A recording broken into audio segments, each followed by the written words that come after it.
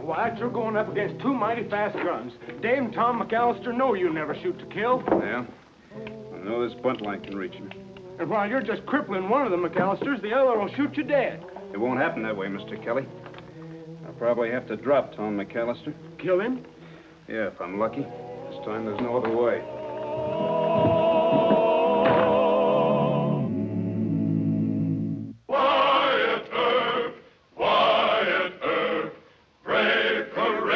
And bold.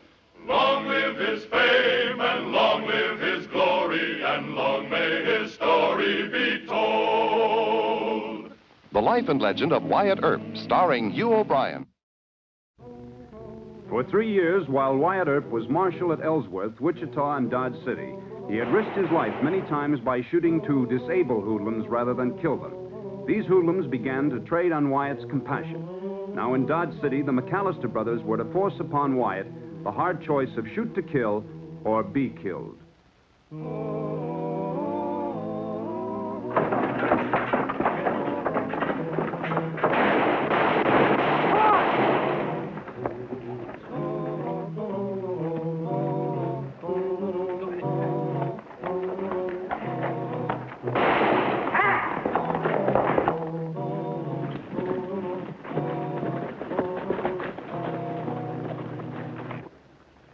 Which way? $3 grand, Davy. Where up?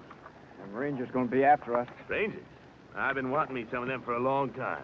Whoa, now, you're smarter than that, Tom. You're Tom McAllister. You ain't gonna go riding into a Ranger ambush, I know. Yeah. That's right, Davy. Quit your joking me. You know you got it all figured out. Maybe. Ride north to Dodge. Make monkeys out of them Rangers. You know, Lucy King's my best girl, and she'll hide us out in Dodge. Quit joking, your little brother. Yeah, that was my idea, Davy. But I might have to gun that marshal of Dodge, what's his name? Earp. Wyatt Earp. Oh, sure, you gun him if he gives you any trouble. But the main thing is to show them Texas Rangers that Tom McAllister can give them the slip anytime he wants to. Yeah. And then sneak back in and get them when they ain't expecting it, huh? That's my brother. Now, quit your joking me. Oh, no, I'm sorry, Davy. I don't mean to. Come on. Dodge City.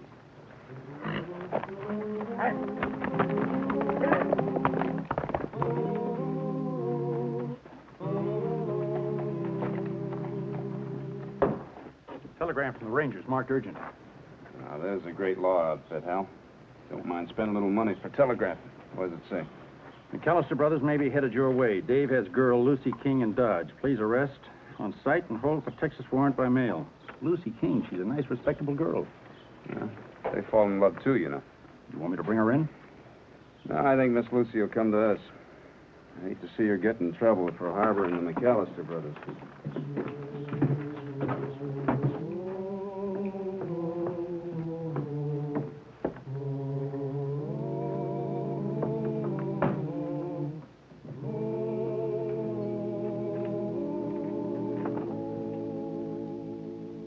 Friend. Here's our supper. Lucy? Yes, I have your supper. Quit fretting, will you? I'm sorry it's so late. You must be starved. Tom wanted you to hold off till you got rid of customers. Right, Tom? Yeah. Roast beef, mashed potatoes, and apple pie. Lucy, we love you. I love you. Hey, brother, we eat. That cook gone? 5 minutes ago, at least. I better make sure. What's he so nervous about? He always prowls before he settles down. Come on, eat your food before... He'll be back in a minute. The fact is, Miss Lucy, I'd rather have a kiss. A real one. What's the matter, hon? You haven't told me certain things. Now, hon, Tom will explain it. Tom, it's always Tom. Why can't you... Yeah. I reckon he's hunting for liquor. Got any? It's in the sideboard. You get it. Been away a long time. You miss me? Oh, something terrible. You haven't changed, Dave. I'm so glad about that. You've changed. You're prettier. Tell me why you're on the run. Now, hon, I can't do it. Why not? Tom's the boss. He'll be a bit more sociable when he knows you longer. You see, I told you he'd find it. Sit down. Your supper's getting cold. It's already cold. Hotten it up. No. Now, where are your manners? Tom McAllister acting like Wes Harden? All right. Forget it. Maybe you better push along, hon. We'll eat, and we can all have a nice visit later. A couple of drinks, and Tom will be bowing over your hand like a dancing teacher. All right, Dave. I'll be in my room.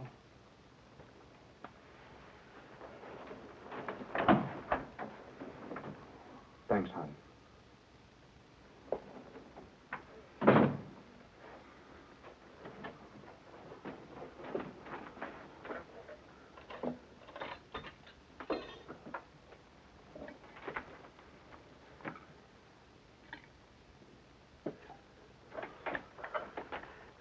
Let's ride. Ride where? Your girl don't like me none. No, Tom, she don't mean nothing. I know. No, she's planning and scheming right now. Such as what? Don't you smile at me, Davy. When I talk serious to you, you take it serious. Tom, I'm your brother. Now, a man don't do that to his own brother. No. Forget it.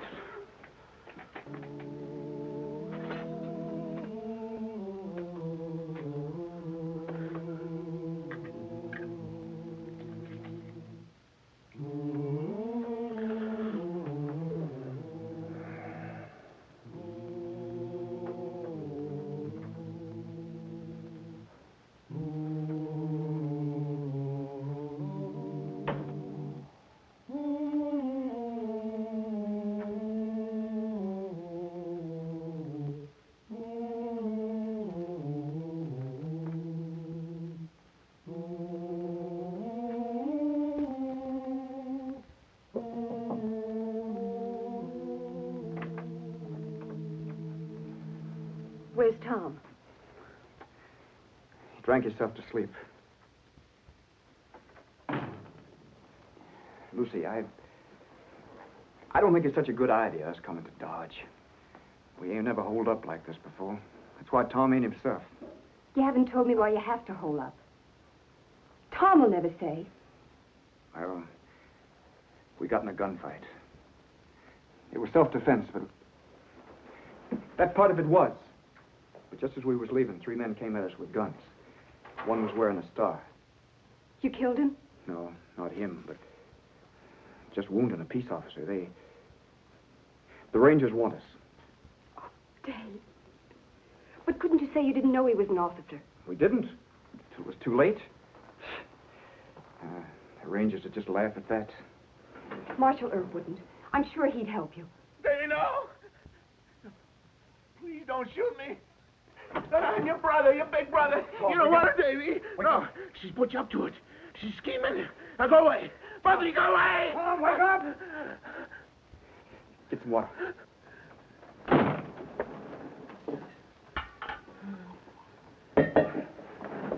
Here.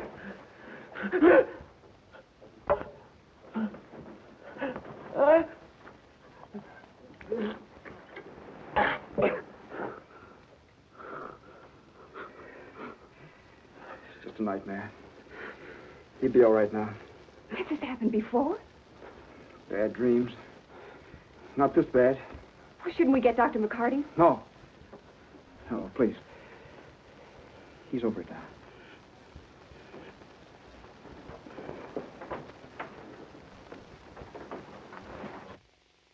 Tom, it's Davy. Nothing to worry about. He's just having a bad dream. My God. What? Davy, you stole my guns. You and that... No. Here's your gun, Tom. Look. Your gun.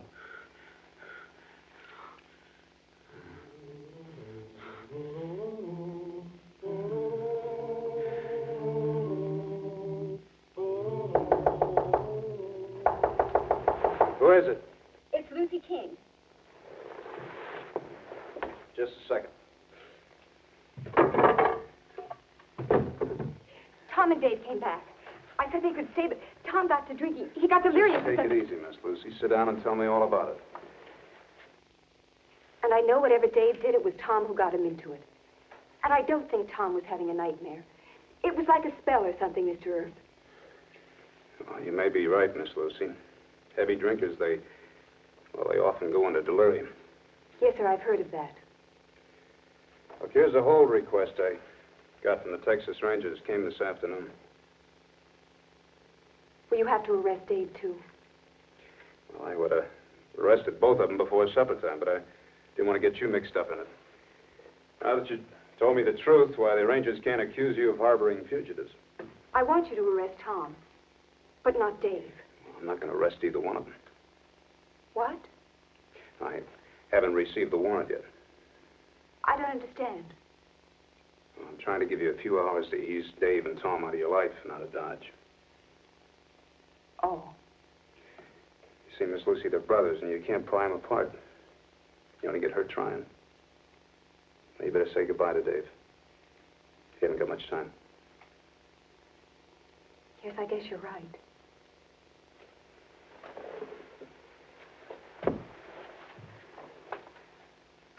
Thank you, Mr. Earp.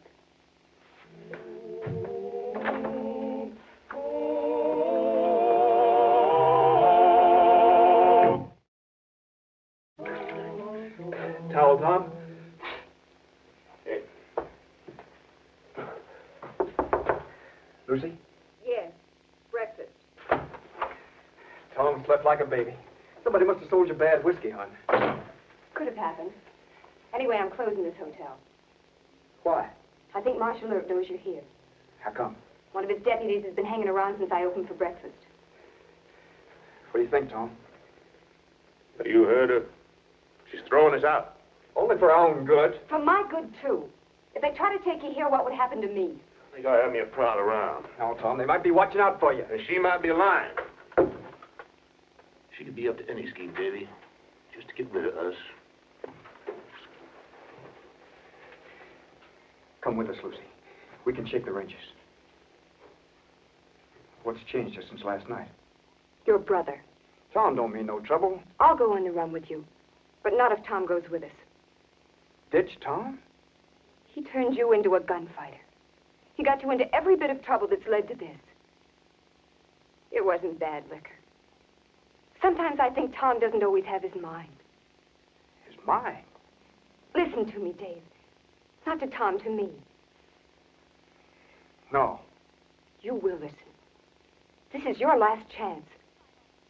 You ride off with Tom, and every road you take will lead to worse trouble. All right, Dave.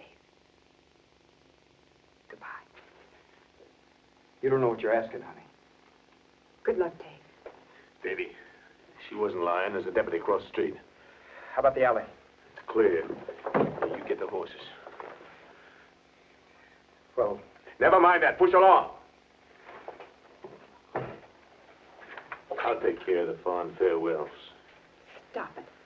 Pick up your things and get out of here before I... Before you what? You double-crossing little wench. You called that Johnny Law on us, didn't you? Yes. And he said he'd give you a couple of hours to get out of Dodge. Now get moving. Your time could be up. Well, now, this ain't gonna take long, Lucy girl. You ain't gonna be with me to finish. Just Davy.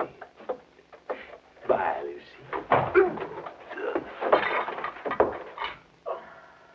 My men took Davy in the alley. He isn't hurt. You promised they could ride away. I know I did, Miss Lucy, and I'm sorry. Some of your customers recognize this one in the cafe. Spread the word around town. They forced my hand. I'm sorry.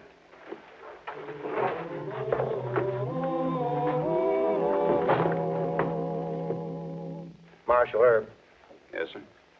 this court cannot recognize a hold request. Where's the warrant for these men? It hasn't arrived yet, sir, but I have information that the McAllister brothers are wanted for killing 2 men and wounding a peace officer in Mobile, Texas. Reliable information? Yes, sir. Good. Then I can set bail at $500 each. You men got $1,000? no, sir. All right, Marshal, take them to jail. Yes, sir. Come on. Judge Tobin. Judge Tobin, I'm Lucy King. I could raise only $800. Won't you reduce their bond to that? Any objections, Marshal Erb? Yes, sir, I have. When I arrested Tom McAllister here, he was threatening her with a gun. Is that correct, Miss Lucy? Marshal Erb is mistaken, Your Honor. Tom wasn't threatening me. He bragged on his drawing when I joshed him. He drew to prove how fast he was.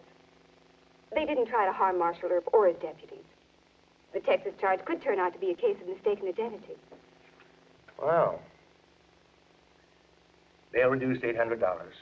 Just a second, Judge. This one's a madman with a gun.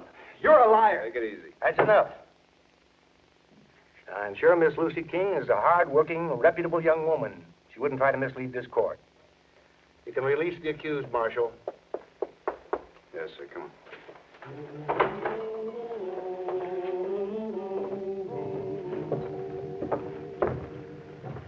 Did you threaten her? Huh?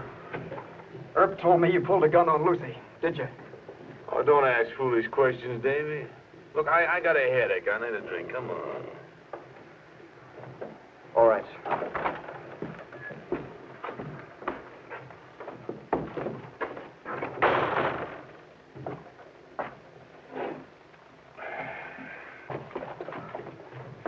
Tom McAllister sure acts peculiar, don't he? Yeah, he sure does. Why don't you go back to Judge Tobin and argue with him? Miss Lucy's the one witness that could prove it to the judge. He saw how she acted. Ah, love. The tender passion. Well, I'll wait until Dave cools down a little bit, and then I'll go have a talk with him. Well, what good'll that do? That might save a few lives. Anyway, Dave's got to understand the truth about his brother. I reckon we ought to hit the trail. Tom, I said I reckon we ought to hit the trail. No, We can send Lucy the 800. I ain't worried about that. You ain't still sore at her. She did go our bond. It's something bigger than Lucy's got us in a jam, Davy. We've been schemed against. Wyatt Earp? No, it's bigger than any cowtown marshal. I seen one of them last night. One of who? The devil's hired hands. Oh, you're joking me again. Now, come on, we got... It ain't a joke. It's just as plain as day. You and Lucy aiming a gun at me, and him standing there beside you, egging you on.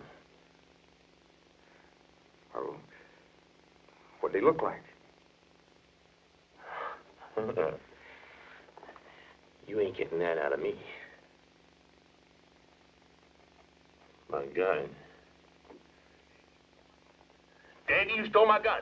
Ease off, will you? Had to check the guns. Check them where? Gun rack. Out yonder near the bar. Maybe you're scheming against me, too. You out of your mind. What did you say? We had to check our guns. Earp has deputies watching us, just itching to put us in jail. Now, let up. I'm going to stop your scheme, Davy. I'm going to stop it because I'm Tom McAllister. Yeah. You're Tom McAllister, the smartest brain in Texas. Sit down and tell me how you're going to handle them. No. No, you'll find that out when the time comes. One of them might be listening. You're right. I'll go get the horses. What for? It was your idea. We ride out of Dodge. We gallop off when they ain't expecting it. Yeah. All right, Davy, you go over to that girl's house and get them horses. And you sit here and wait. Promise.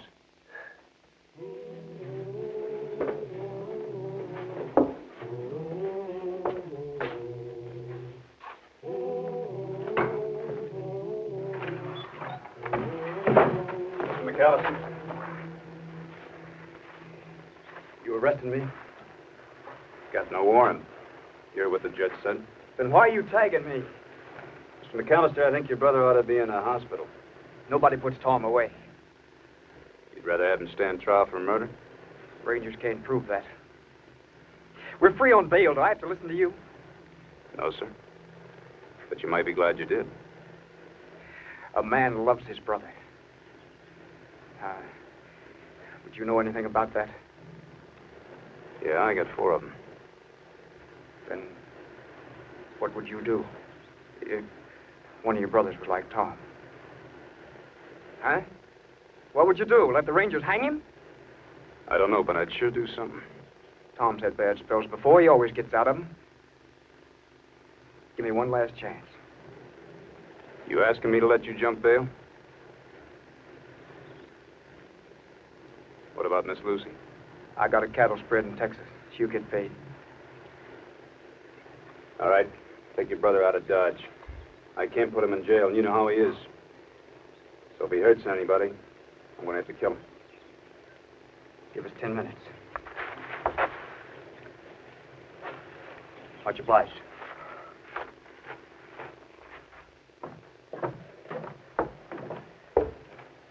Take this. You'll be hungry. Thank you. I'd still be willing to go No. with you. I can't trade you for my brother. You better find yourself an orphan to marry, honey. So long.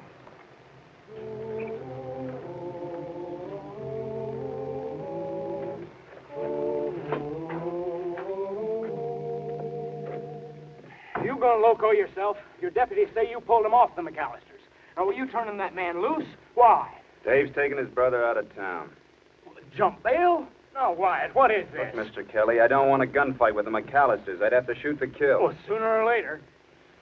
Not a poor man with frequent DTs and this fool of a brother. I'll let the Rangers do that. Now, I know what you're thinking, and it's true. Want me to turn to my star? I'll do it.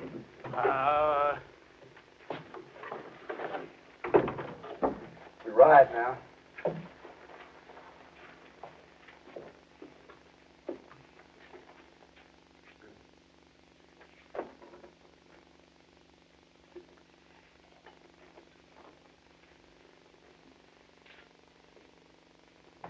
We'll get to the horses, Tom. Baby. The devil's hired hand. Tom, get on your horse! Come on! Ted! Get on your horse, Tom! Get on your horse!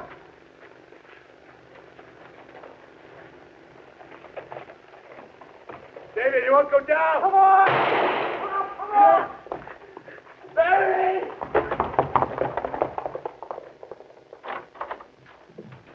Quiet. McAllister's cut loose in front of the Alhambra. They shot down 2 men bad and hit little Sammy Dunker in the leg. Oh, my fault. They're headed south. How much head start? 2 minutes.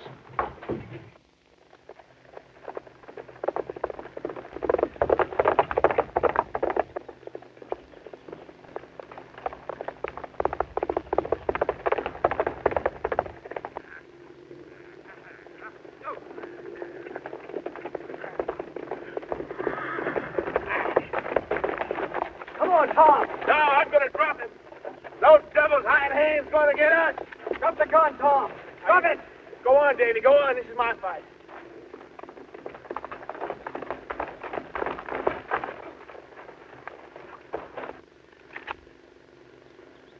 The wrong man, Tom. Shoot me. I'm the devil's hired hand.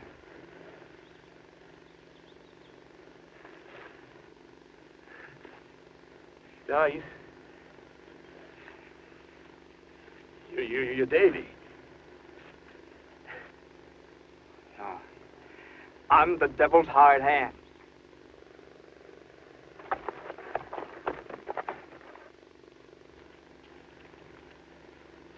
Go on, Tom. Shoot. Go on!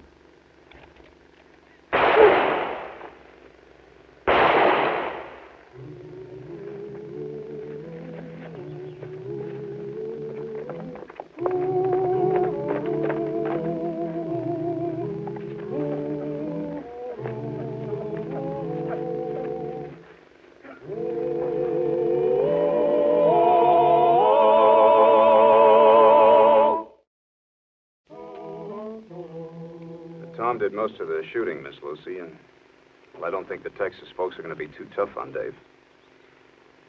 You going to be riding south with him? Of course. There's one thing you want to always keep reminding Dave. That is that I would have shot to kill Tom if he hadn't. For the first time, I'd have been forced to kill.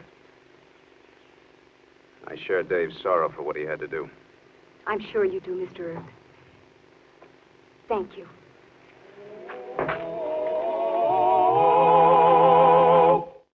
Well, the country, the old Wild West country. He made law and order prevail, and none can deny it. The legend of Wyatt forever will live on the trail. Oh, Wyatt Earp, Wyatt Earp, brave, courageous, and bold. Long live his fame, and long live his glory, and long may his story be told.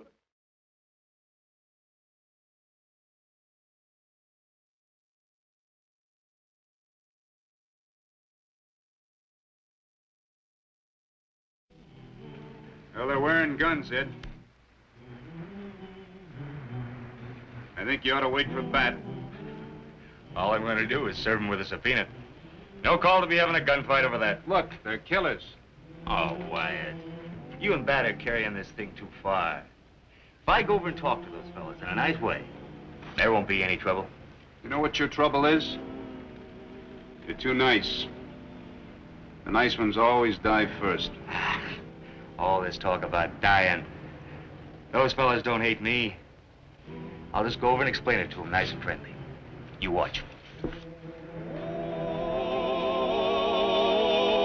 Oh, Wyatt Earp, Wyatt Earp, brave, courageous, and bold.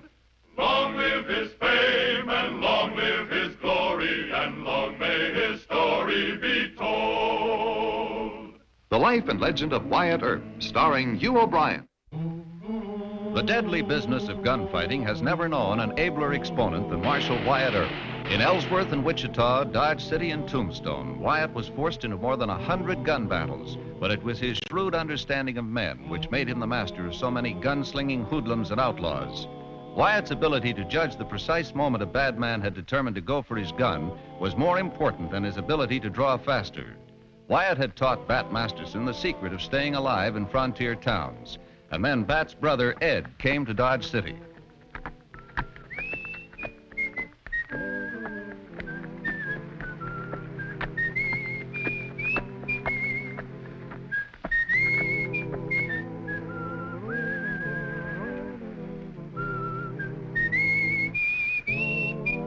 Hey, you!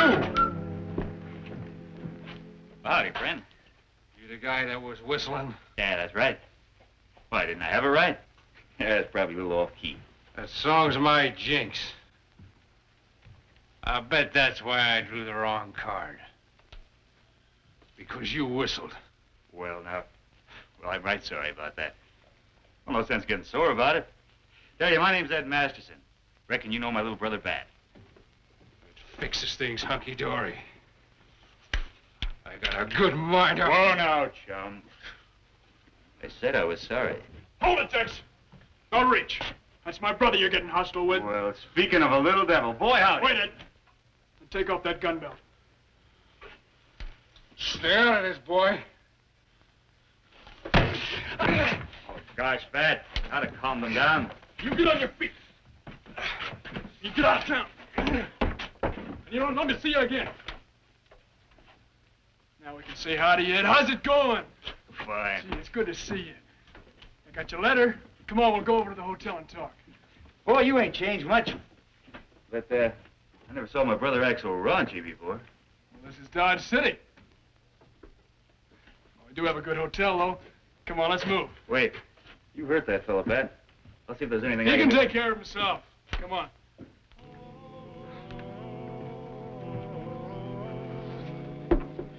Thanks, Al. And I can't take you on as one of my deputies. It wouldn't look good. Sure. I understand. Well, didn't I say in my letter it was just in case you needed a hand at the sheriff's office? Forget it, brother. Here's to our meeting after all these months, huh? It's wonderful to see you. How are things? Oh, fine. Jim Dandy. No, they're not. You contradicting old Ed? Why, boy, you have changed. Mom wrote me.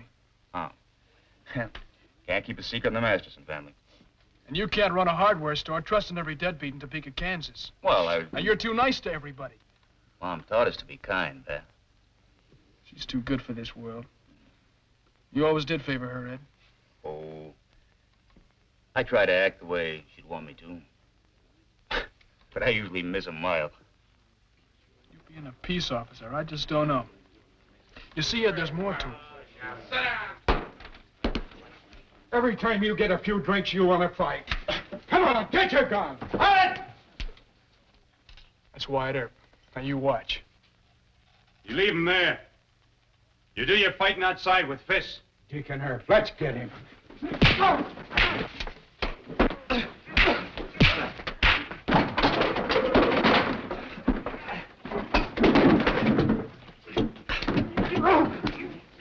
Now get outside and stay there. You see what I mean? He doesn't argue. Well, Mr. Masterson, you sit here and drink beer, huh, while I do all the work. Which Masterson are you, Ed or Jim? Well, I'm Ed. But how'd you know I was Your brother's got all your pictures. Welcome to Dodge, Ed. Well, thank you, Marshal. Draw up a chair, rest yourself. Join us for a beer or some hard stuff? He drinks milk, but not now. Excuse us a moment, Ed. I got a personal matter. Talk to you in the back room, huh? Sure. Talk to you later. Right. Well. And the whole thing is, I can't tell Ed I don't think he'd make a good peace officer. He's had too much discouragement already.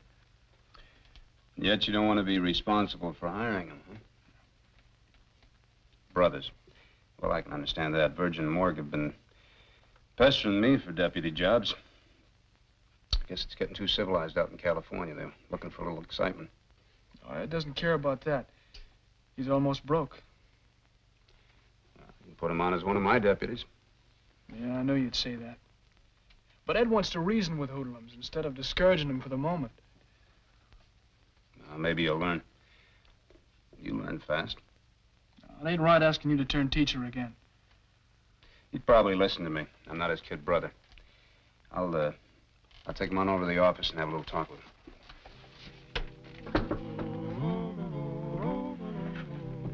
Me, a deputy marshal. Boy, howdy. Can't tell you how much this means, what? It's just a dangerous, low-paying job of work. Now, it's more than that. See, I've always been kind of the old, slow-going member of the family.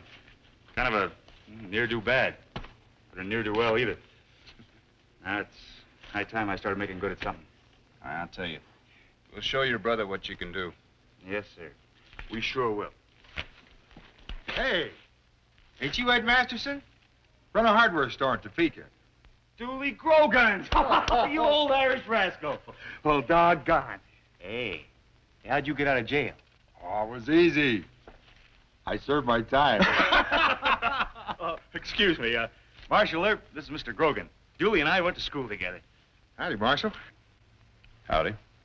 Say, you make a deputy out of old Ed? You sure did. And I'm on duty, so keep your distance. Oh, sure. How about a little sing-song up to Chalky Beason's tonight? Dooley, that sounds great. I'll be there. Fine, I'll see you. Good. Dooley got put in jail, Topeka. He set fire to the town last 4th of July. He pointed some Roman candles the wrong way. There's no real harm in Dooley, though. You always greet friends like long-lost brothers? Well, that wrong? In our line of work, yeah.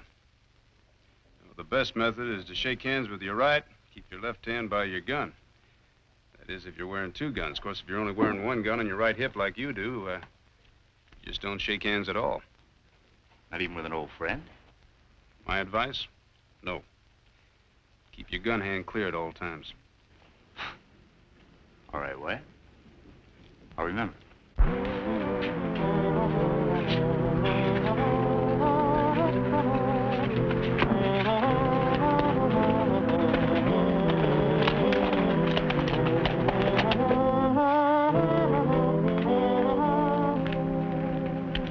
Ed, you check these fire barrels on every patrol. If they're shy of water, you go into the store or the saloon, have the boss fill them.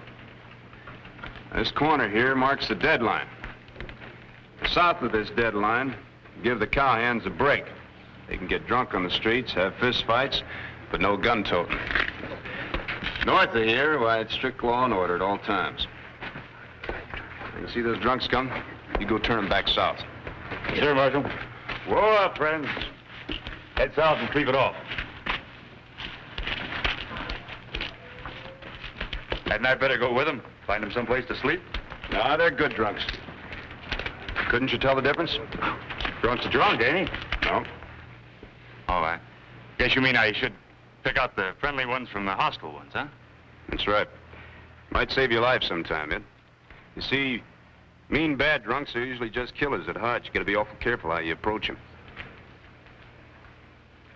Now, there goes Jake Stevens into the Lone Star. He's a bad drunk, and he's carrying his .45. I told him to check it this morning. Guess he didn't. Better pick him up fast. You make the arrest, I'll back you up. Jake Stevens. Say, didn't he used to be an officer in Abilene when Bat was there? That's right. Drunk himself out of the job. Now, he's just a hoodlum with a pretty fast gun. You watch yourself.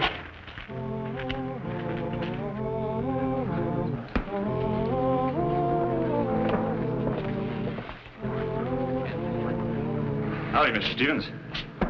Who are you? I'm Ed Masterson. I think you knew my brother in Abilene. Pat? Yeah. I'm sorry we have to meet like this, sir, but I've got orders to arrest you. What for? Oh, come on now, Mr. Stevens. You've been a peace officer. You know there's an ordinance here obliging you to check that gun. I'll have to ask you for it. Oh, sure. Take his gun, quick. He's just going to hand me his gun. No, he wasn't. You go and sit over at that table. Put a tourniquet on his arm. I'll do that. Come on, Mr. Stevens. Look, if you workers here, all you Mastersons need killing.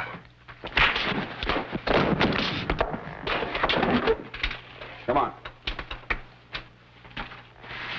Well, Mr. Stevens sure has changed. Now, what's this all about, Herb? Jake tried to draw on one of my deputies. Another Masterson, I hear. That's right, friend. Don't call me friend. Me either. Look, I don't understand this. What have I ever done to you two fellas? Ed, there's no sense in arguing with Mr. Wagner and Mr. Walker. Come on, Jake. Well, you two settle your court judgment? It's none of your business, is it? I'm just trying to warn you. Don't go playing rough with Mr. Masterson, he'll gun you. Go on, Ed. I'll explain this over at the office. The worst thing that a peace officer can do, Ed, is to, well, say too much or act too kind or be too reasonable in making an arrest. The killers, they just don't give him credit. They think he's scared. I can see that point of it. But I still can't believe that Jake Stevens had any reason to hate me enough to try to kill me. Well, bad drunks hate everybody. You can make up your mind to that. All right. You know a heap more about this job than I do. Well, there's just one more thing. Your brother and I, we have a lot of personal enemies around town. You take those two fellas down to Lone Star, they... Wagner and Walker? That's right. See, they don't pay their debts. So the bank has got a judgment against them, and they know that your brother as sheriff has to, well, either collect or close them. And they hate Bat just because... That's right. Well, I know. But hoodlums don't reason, Ed. If they could reason or had brains enough to, why, they wouldn't be criminals in the first place. Well, I guess so. Well, I sure have learned a lot today. It took me a long time to learn. Oh, here comes your brother. Now, you get out of here. Huh? Well, I want to make a report on you, kind of talk behind your back. Oh, sure, Wyatt. See you later. Right. Hi, Ed. How'd it go? What? You better check with Wyatt.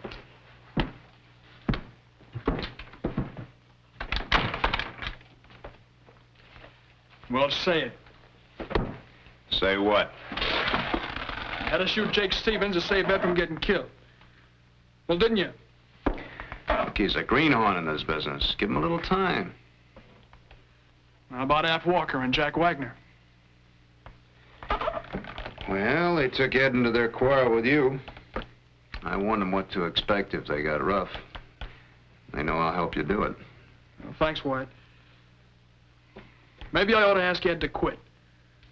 You give him a chance to learn. All right. But if he does one more stupid thing, I'm going to put my foot right down. Well, I may do that, but you won't. Now, come on, Sheriff Masterson. Just take it easy. That may turn out real well.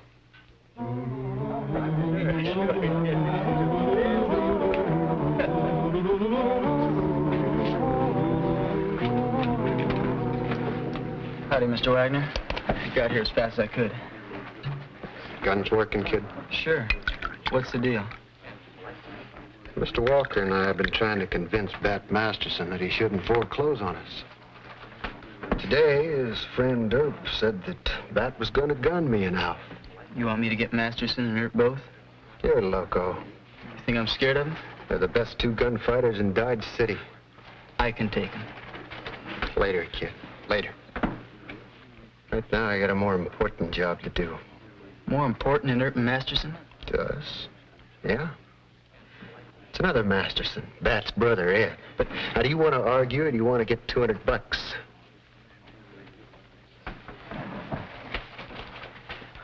I ought to be across the street at the hotel pretty quick.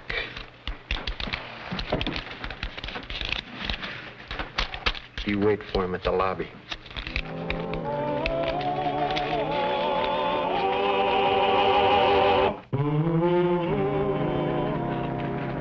It's been a long day, Ed. You go ahead and turn in. Oh, boy, will I.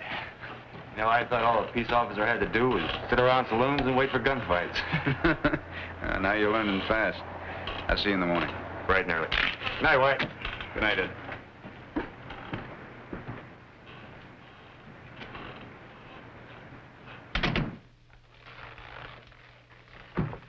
You Ed Masterson? Yeah, that's right, young fella. I'm gonna gun you.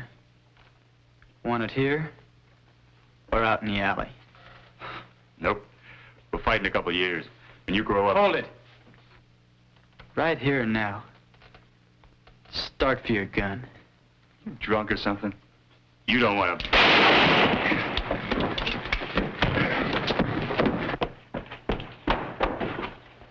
I had to hit you, Sonny.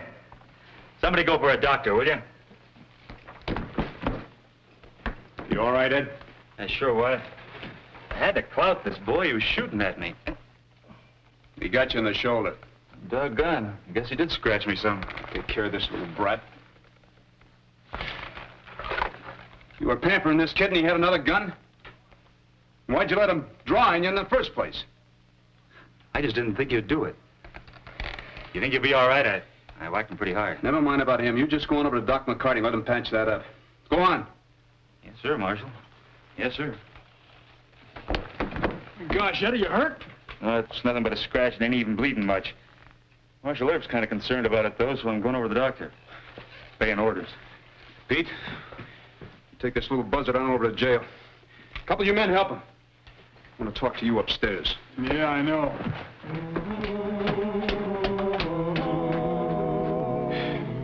So you were right in the first place, and I was wrong. Just not cut out to be a peace officer. Well, is he? No, I guess not. Do you know what Ed was doing when I got there? He was mopping this kid's scalp before he disarmed him. This kid could have been playing possum, and your brother'd be dead now. Yeah. Well, I'm sorry, but it's his life we've been experimenting with. I can either fire him or transfer him over to you, but I think the honest thing for you to do is just to tell him he's not cut out for this kind of job. All right. I'll tell him.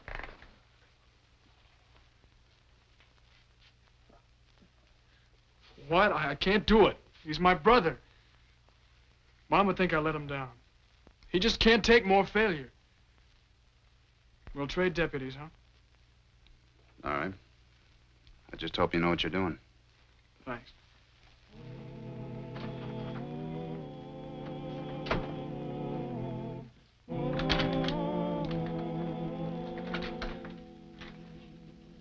Well, how do you feel this morning, Ed?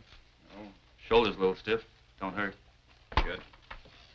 Wyatt, did Bat tell you he wants me to work for him?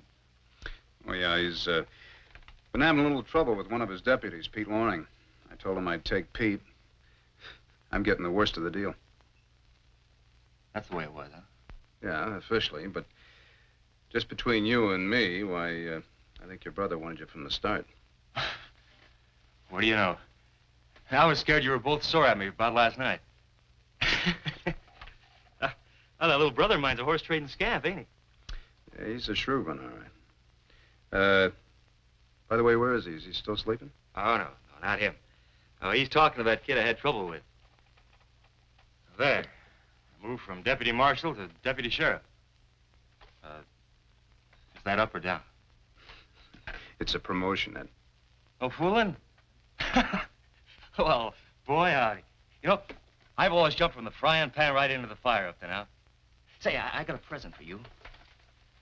Figure a man should show his appreciation. Well, there's no need for that, Ed. But I do like presents. Well, the silver rosettes, huh? Well, they're mighty handsome, Ed. Figure they dress up the bridle in that horse of yours. They sure will. Tell you, Candy thanks you and I thank you. You know, we've been looking kind of seedy lately. Well, that kid was hired to gun in. I just got the truth out of him. Who hired him? Jack Wagner for $200. Sounds like Wagner. Well, today I'm going to close the Lone Star.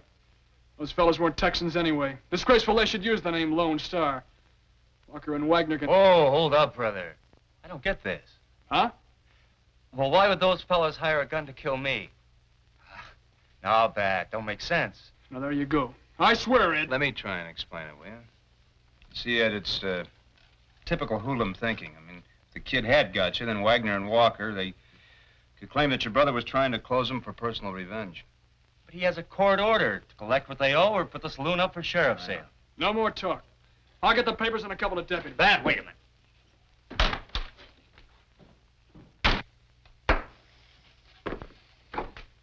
You and Bat figure to be shooting over this? Maybe. Why? Those fellows know they can't resist a court order. And they ain't any match for you in a gunfight. We'll talk about it later, Ed. Wyatt, if you'd only cool off and listen, maybe you could talk.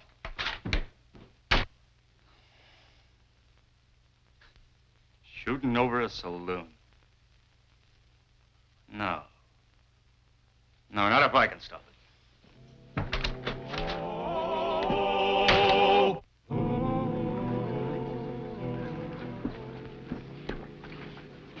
Masterson and Earp have gone over to the sheriff's office. They come in here? Nobody will tell me anything. Set him up. Thanks. Well, what's your hunch, Alf? Maybe the kid talked. I don't know. No. It's either run or fight. Horses are out and back. Let's run for it.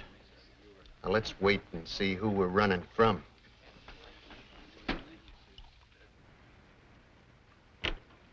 Wait a minute. Now, look, I know this is your fight, but I'm asking you not to lose your temper. All right. I don't think Wagner and Walker got the sand to fight. Hey, where's Ed? I left him with you. Pete, you ride by the jail and pick up Ed Masterson. Pretend like you got some kind of errand to run that'll keep you away from the Lone Star. Yeah, and if he's not at the jail, you find him. Watch the office, Sam.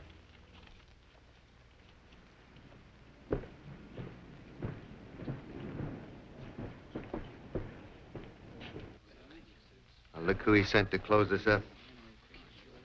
His big brother, Ed.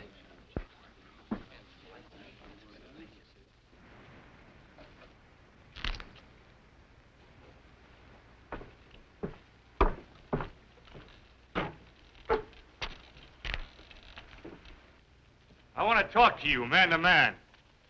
There's no sense to be shooting over this foolish quarrel. It's my brother's sworn duty to...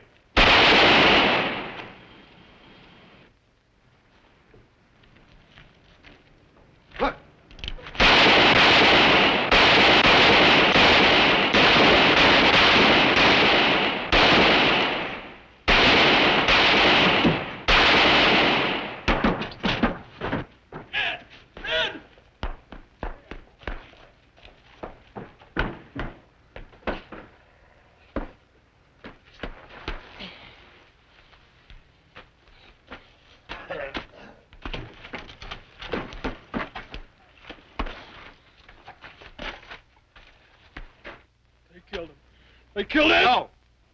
You can't shoot him again. If he gets well, he'll pay for what he did. I'll take him on over to Doc McCarty's.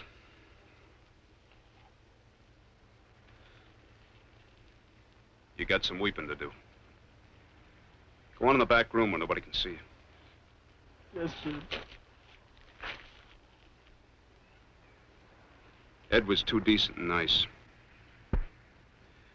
Nice ones die first. But they die for kindness. That's almost worth a man's life.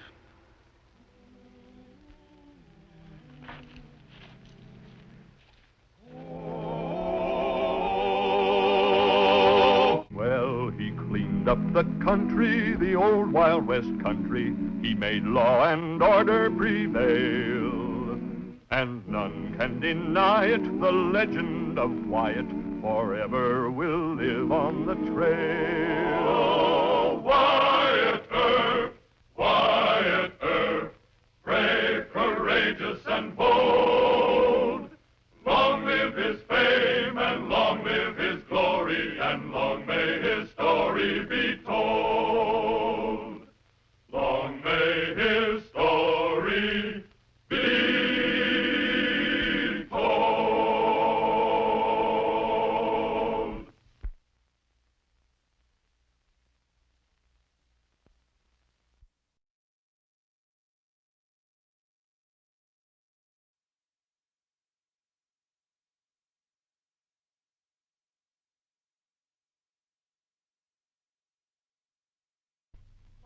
Earp! Wyatt Earp! Come out of that cave with your hands up. All right, we're coming in after you. Go get him, boys.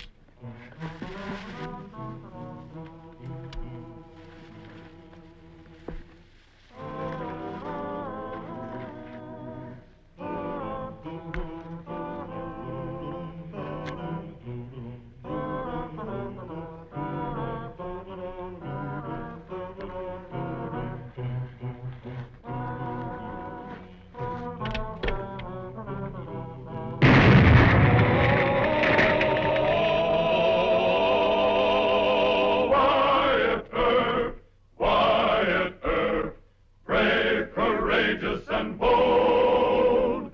Long live his fame, and long live his glory, and long may his story be told. The Life and Legend of Wyatt Earp, starring Hugh O'Brien.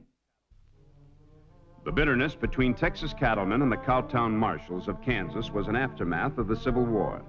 There were those in the South who never fired a shot to help the Confederacy, but who were now determined to aggravate the Yank Johnny Laws who tried to keep order in Kansas. Marshal Wyatt Earp of Dodge City was a shining target for all manner of schemes to assassinate him or run him out of Dodge. Perhaps the shrewdest of Wyatt's enemies was Big Drum Denman, owner of the R.E.B. cattle spread. Big Drum had, at least, an original idea. Well, ain't you coming into town, Mr. Denman? Naturally, I thought that... No, sirree. Big Drum ain't taking his boys into Dodge. Earp has too many deputies, and he can call on Bat Masterson and his sheriff's posse. Every man who's tried to get Wyatt Earp in Dodge City has come a cropper. You know what it means, in? Smart analysis, Mr. Denman. But what's this all leading up to, Drum? I run a print shop in Dodge. I can't Now, afford to... hold on, Inky. Wait a minute. The answer is simple. We prod Earp into coming out here. Get him so red-headed hostile, all he can think about is settling with me. Well, now, I never knew Earp to lose his temper that bad. Always the first time's in. Hey, Curly, Ringgold, come here. Extra! Read all about Wyatt Earp being the rebel! Extra! Extra! Read all about Wyatt Earp being the rebel! Come along, Sammy. We got a new paper in town? Yes, sir. It's the rebel, and it's free. Extra! Extra! Read all about Wyatt Earp The truth about Wyatt Earp. Dodge City Marshal consorts with coarse women. Why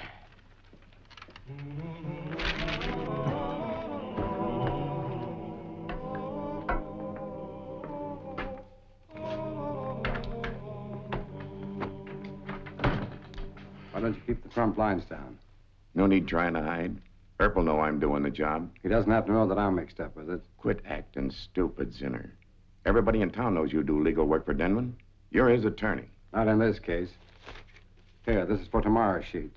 All right. And remember the deal. You're to keep me out. If Earp corners you, blame it on Denman. Uh-oh. Jim Kelly. I'm leaving.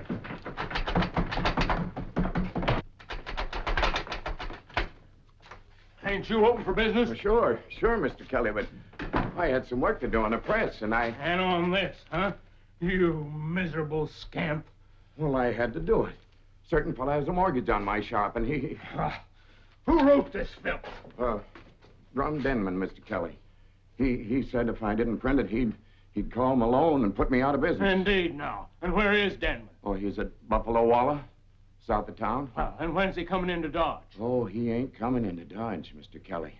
He's scared of Marshal Earp. Drum better be scared. And you print one more and you'll be scared, understand? Yes, sir. Yes, sir, and I hope you'll explain to Marshal Earp. I had to do it. It was the only way I could get my shop free and clear. Well, you've been warned, you ink pot.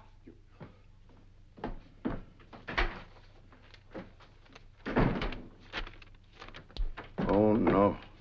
I don't print this. You tear that up and you'll... You expect me to print this? You're wrong. Earp will gun us. Both of us. No. Earp will try to get Denman, and that's just what Drum wants him to do. But Sally Davis... She's never had anything to do with Earp. She's a new preacher's daughter, just a kid in her teens. Never mind. Print it. Don't be a fool. I'm leaving us both a way out. Read the masthead. It says Drum Denman, editor. Earp will go after Denman, not us. But it ain't right to do that All to right, an no innocent... more gab. We'll see Drum about this. You tell him you won't print it. No. But Drum could get more than he's asking for. Drum's got some fast guns out there just waiting for Earp.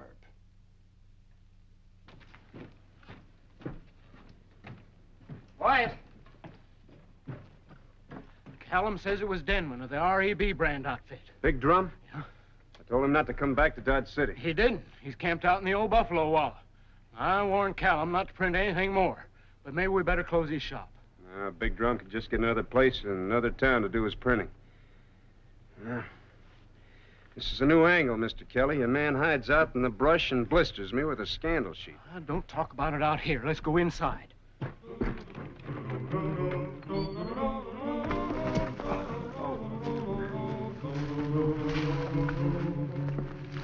Well, you got the whole town talking, Drum. That's a good starter. Did it rile the great Marshal Earp? Not enough. But Jim Kelly traced the sheet to Callum and warned him not to print another edition. You see, Ringo, just the same as calls Earp a Yankee. You boys ain't seen nothing yet. Just wait till you read what I say about him tomorrow. That ought to bring him out on the run, huh, Zinner? It certainly should. Curly, you and Ringgold and the boys better oil up your guns. We got him shined like a mower's sickle. We can't hardly wait. I can wait. Where do you want Earp buried, Mr. Denman? You deliver the body, Ringgold. I'll find him a grave. Extra, extra, read the latest rebel. All about Marshal Earp being the rebel. Extra, extra, read the latest rebel. Who is it? Mr. Earp, it's Sally Davis. Just a minute.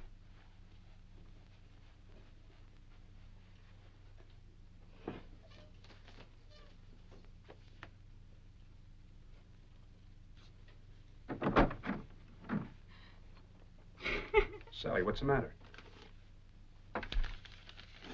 Yes, Sam.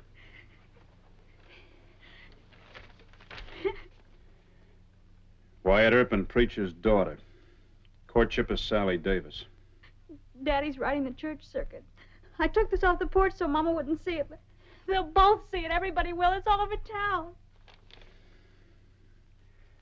I didn't think Denman would go this far. It's my fault, Sally. I should have arrested Callum and closed up his print shop yesterday. What's awful? I'm afraid to go home. I can't even walk on the street. How can anybody tell such a horrible lie? Well, Mr. Denman will admit that he lied and apologize to you in public. I can promise you that. Sally, your folks and the people here in Dodge, they'll know this is just rotten slander. But I want to do something about that horrible man. I know how you feel, but don't you worry about it. It'll be done for you. Come on. You keep your chin up, huh? Yes, sir. All right. I want you to take this straight home to your mother and show it to her and tell her what I said.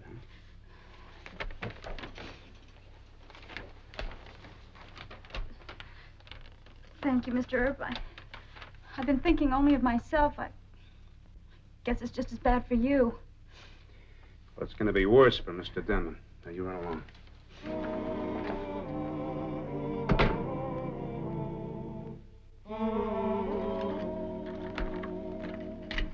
Here's the dynamite, Wyatt. Why don't you wait for Sheriff Masterson and the rest of them to get back from Abilene? Because this is my party, all my own. Go get the handcuffs, will you? Right. I know. I read it. Mr. Kelly, I want you to relieve me from duty for a couple of days. What I'm about to do can't be done by a marshal. I'm on a posse, and I'm riding with it. Look, that camp has to be spooked. And that's a one-man job. Now, Wyatt... No posse. You only get in the way. You bring him out tomorrow if you want to. Ask Dr. McCarty to come along, too. Somebody will be needing him. The handcuffs. Thank you. My spooking boots, Mr. Kelly.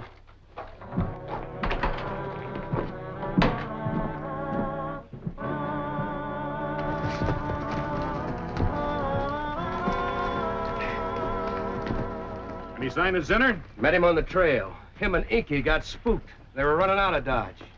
Where's Wyatt Earp? They didn't know. We sent him back to find out. If Earp's coming, this ain't the right place to take him. What's wrong with it? Earp and his posse could bushwhack us in here. Yeah, we should make the fight on open prairie out there. What's the matter, you and Ringgold feeling spooked? If they come in here, we'll close the gaps on them. I'm paying you boys to fight. Besides, Earp's no bushwhacker. He'll come busting in here with a posse and try to blast us.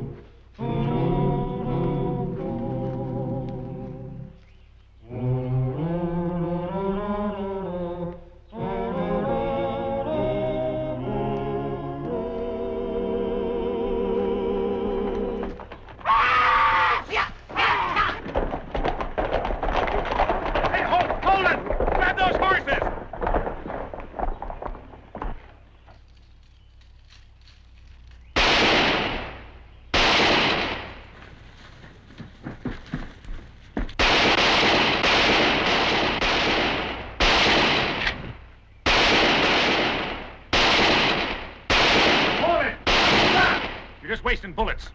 Where's Curly and Ringgold? They went to the spring for fresh water. The spring for fresh water at a time like this? He's got that posse scattered all around. Yeah, and Drum will want us to go in the brush after him. Let's get the canteens back to camp.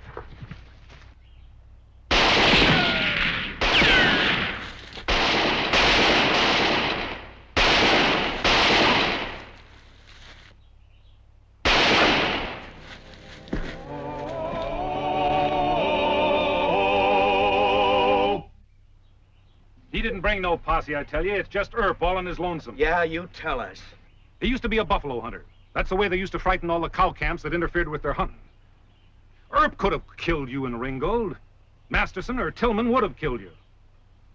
The posse you're talking about doesn't exist. It's just Earp. Now, come on, let's get him before it's dark. You're our brave leader, Drum. What are the orders? Well, we fan out and comb both sides of that ravine. If we can't find Earp, at least we can find his camp. Come on, move out.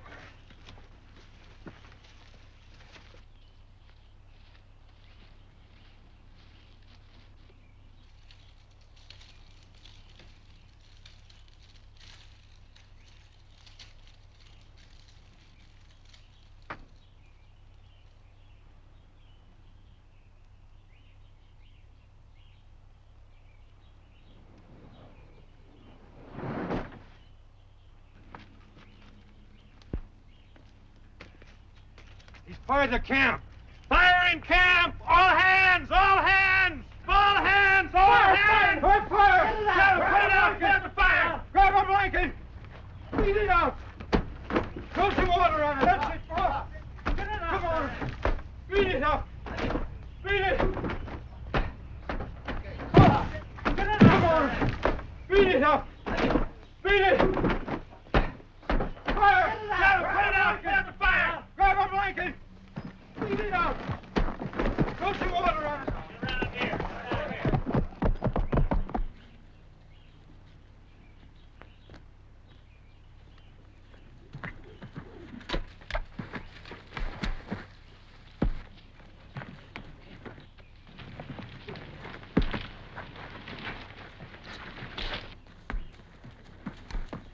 One peep out of you and you're a dead man.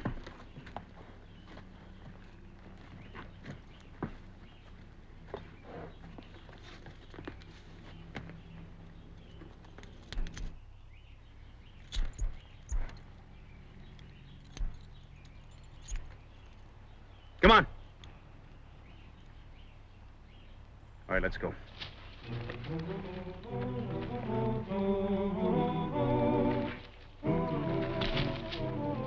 Get on the horse.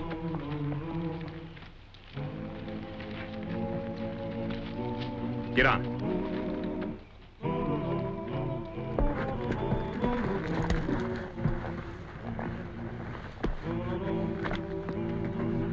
Now you get down from there. I always said you wouldn't fight fair. Look who's talking.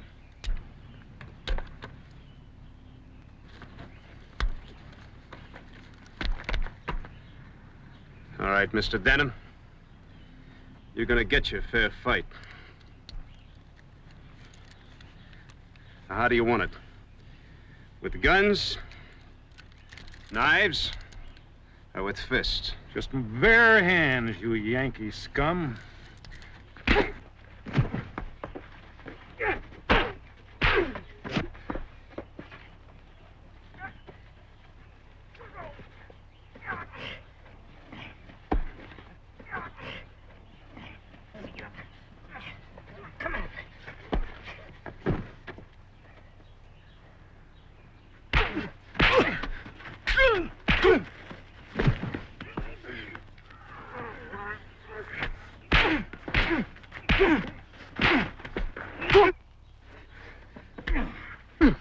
I want you to come into Dodge City and apologize to a certain young lady. No. All right.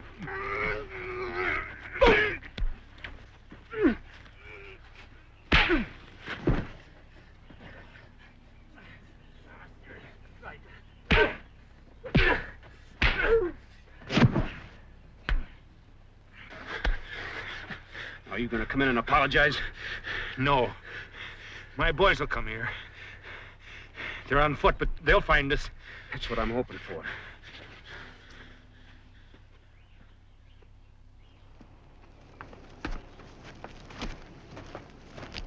I don't like this. We're walking right into Earp's trap. If you quit liking money, ring gold, Earp hauls Drum to jail, we won't never get paid. I'll go anywhere the rest of you will.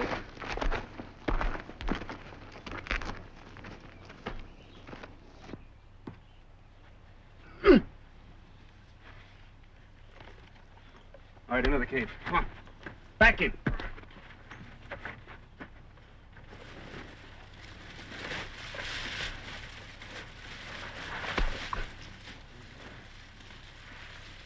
Go on. Get in. Sit down.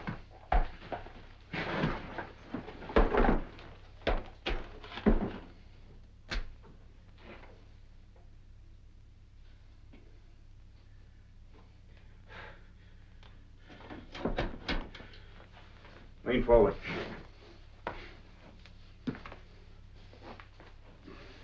Put your knees up.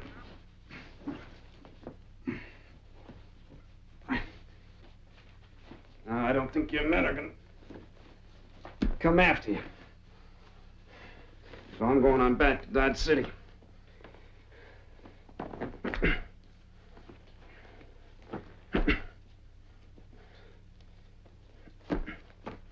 Maybe you'll change your mind about that apology in a couple of days.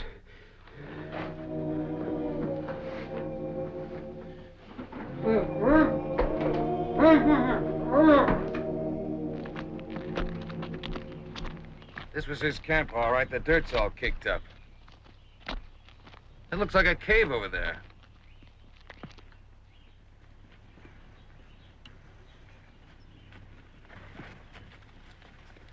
My arm's hurting. This is silly. Earp's dragged Drum back to Dodge.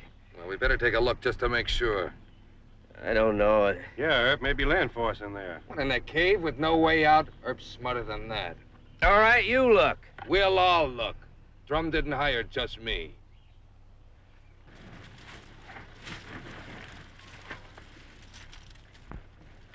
There's a light in there, but I can't make out nothing. Well, I can. It's denim all tied up. You talked a brave battle. Hey, Drum! Is Earp down there? All right, boss. Your troubles are over.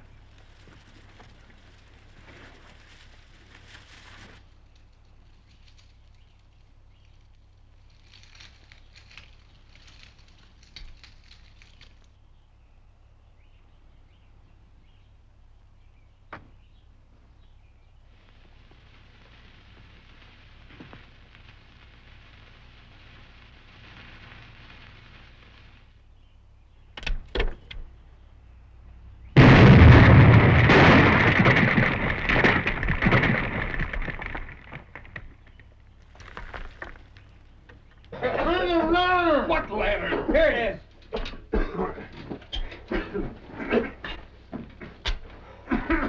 Untie the boss. All that dirty Yank tricks trying to smother us in a cave. Easy, Ringo. You all right? No, I ain't all right. I want that guy killed. Now get out there and get him. Well, the entrance is blocked. There might be some other way out. Well, then find it.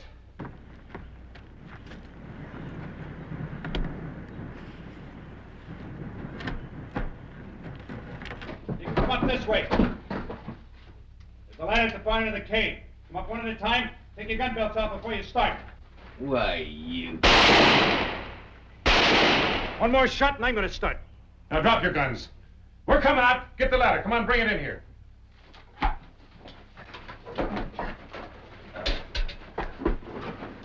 All right, come on. You come up with your hands empty.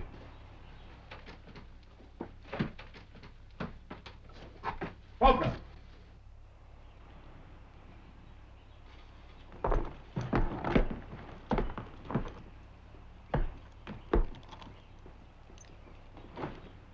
Hello, Mr. Denman. Come on. Come on.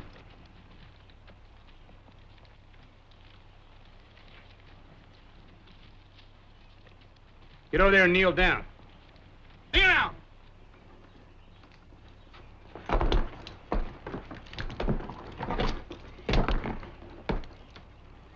Well, Mr. Ringo. Get over there. Kneel down over there. Kneel down! Come on. Both hands. I can't lift the other one. You busted my arm. Let's see, Curly.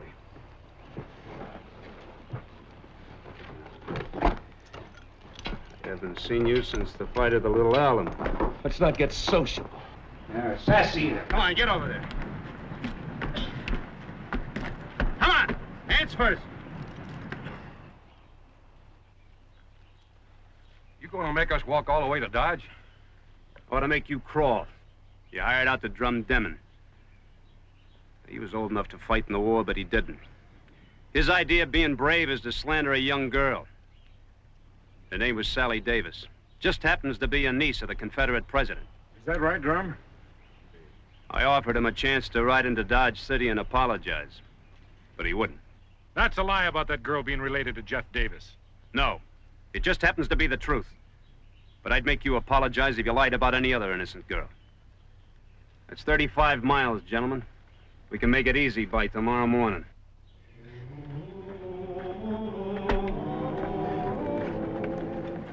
Let's go.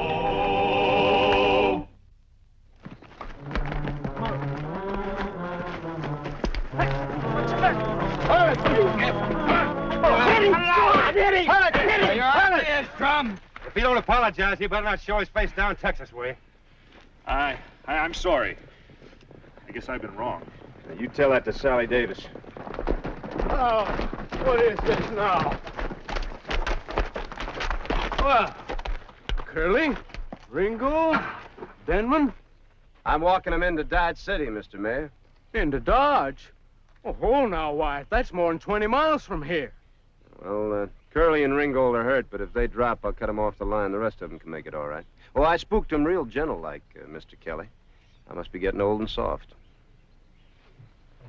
Hell, gentlemen, shall we travel?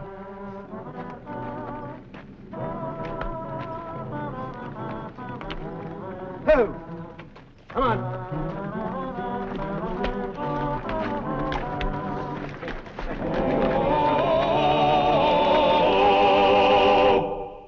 Well, he cleaned up the country, the old Wild West country. He made law and order prevail, and none can deny it. The legend of Wyatt forever will live on the trail. Oh, Wyatt Earp, brave, courageous, and bold. Long live his fame, and long live his glory, and long may his story be told.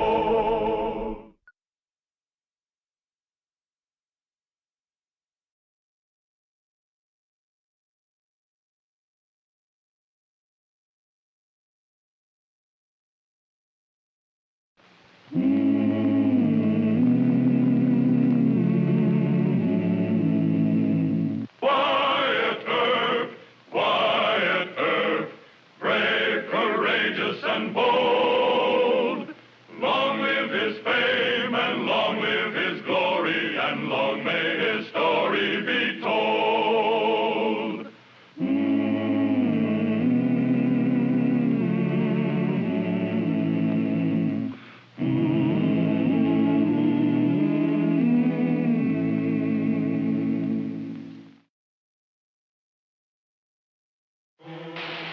In Marshal Earp's time, there were Indian wars and cattle wars, and a steady brawling with .45s among bad-tempered cowhands. But the deadliest fighting on the frontier of 1879 usually started with a dispute between two towns for the honor of being designated the county seat. Dodge City had been named capital of Ford County, Kansas, but Fort Dodge, only 6 miles away, asked why should a wicked town like Dodge be the county seat? Besides, the residents of Fort Dodge were desperate for another reason.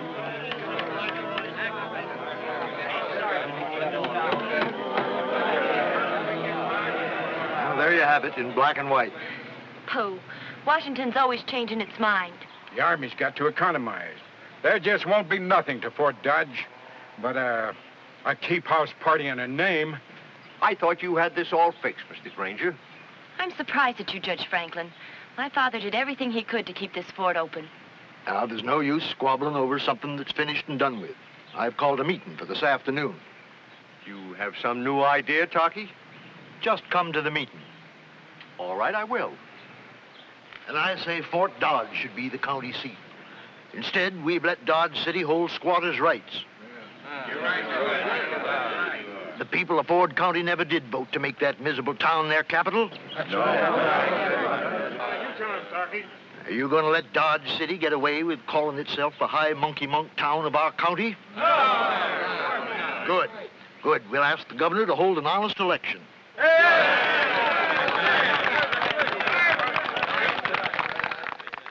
You head the delegation, Judge Franklin. Thank you, Mr. Granger. I'll do just that. Collect as many more signatures for the governor as you can before the stage leaves. And don't talk to any Dodge City men. Judge Franklin knows that.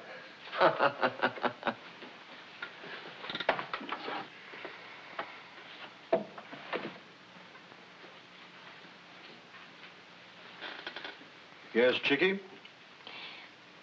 I know Wyatt Earp. Him? Huh. He's hand in glove with Kelly and Judge Tobin. You keep out of it, Edna. A political fight's no place for you. And if we don't win it, Fort Dodge will be a ghost city and we'll have to move on. Soldiers headed this way. Go wait on them. You wait on him. I'm going to Dodge City. Edna, I forbid you having anything to do with Wyatt Earp. You've made eyes at him every time we went over there. You're old enough to have some pride. Pride? We're broke and we're in debt.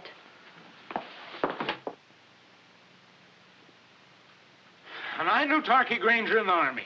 He's a born politician. Hold on, Jim. You're assuming that he'll try to get a special election. What else? They can't just build a courthouse at Fort Dodge and say, we're the county seat. Am I right now, Wyatt? Yes, sir. You hear Wyatt? He knows it'll be a political play. But I can't head him off at Topeka. The governor knows I backed Milliken in the primary. Well, you're the best man we've got, sir. There's only a quarter of an hour to catch that train. Oh, all right.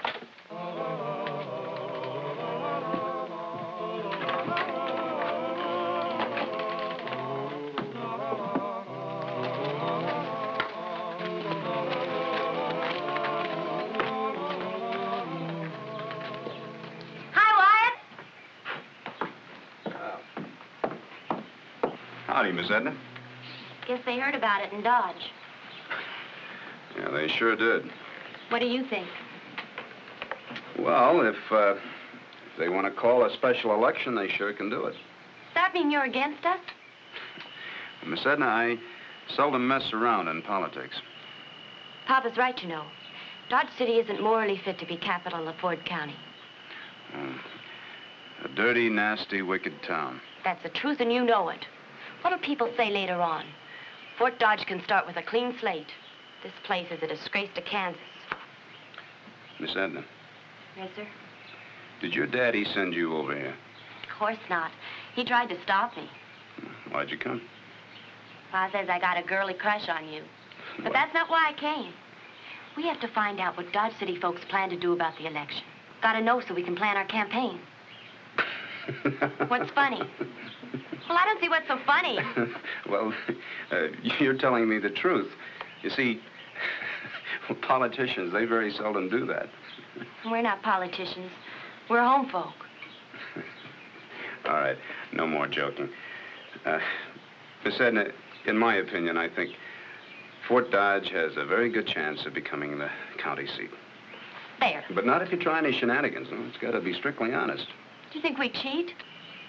Well, not you, Miss Edna, but, well, those political fellas, you warn your daddy, huh? Yes, sir. I'll tell Papa. Wyatt, won't you be on our side? No, I'm gonna have to stick with Dodge. Why? It's kind of simple, Miss Edna. If Dodge City is too wicked to become the county seat, it's kind of my fault because, well, they hired me to clean up this town. Papa'll win you over. And if he can't, I'll sure try. Now, don't you laugh. I can be girly-girly. No, you stay just the way you are, huh? and look, let's both stay out of politics, huh? Now, you go on, scoot home.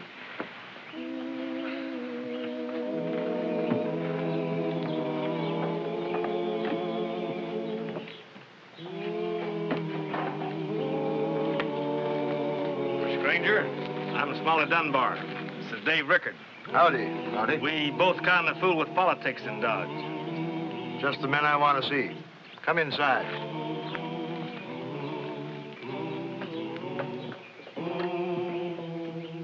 Well, the first thing we've got to do is take them records from Kelly's office. Possession is 9/10 of the law. Besides, Kelly's got a list of the voters. Stealing records from now on. We'll take care of it. This is frontier politics, Mr. Granger. You can't win the election without the list of registered voters. We have to add a lot of cowhands and maybe some dead men. I don't like it. Nobody likes it. The point is, do you want Fort Dodge to be a ghost town or the county seat? You can swing a couple of hundred votes from below the line in Dodge, but that won't be enough, Mr. Granger. All the voters outside of Dodge, the rest of Ford County. Still not enough.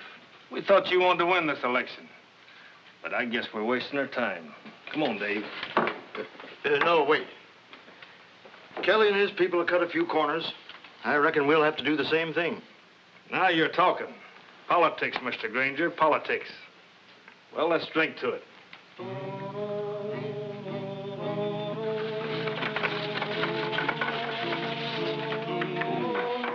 Dave, keep an eye on the front door. I'll break in the back. Right.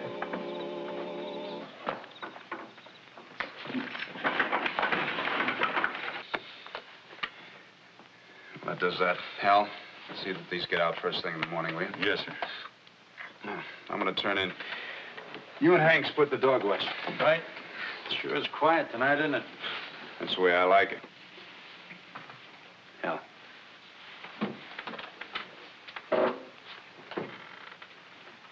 There's a man standing in front of Mayor Kelly's office. The wagon just turned the corner. I'll take a look. No. Let's give him time. Let's go out the back door.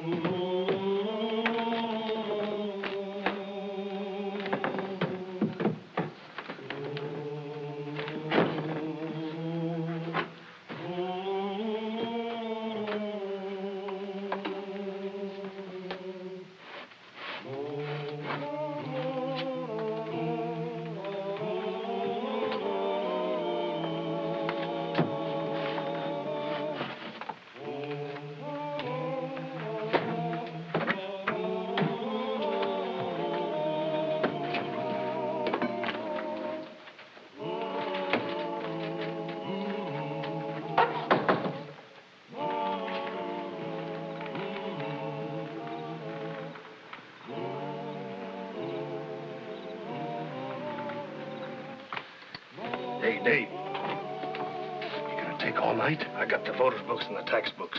We have them police record and we'll get out of here.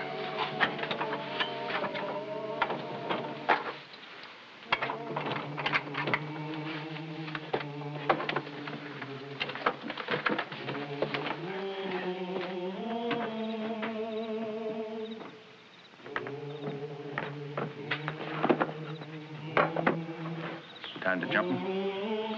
No. That Smiley Dunbar is probably working for the people over at Fort Dodge. But they're making off with the record books. I know. I want him to pull this job.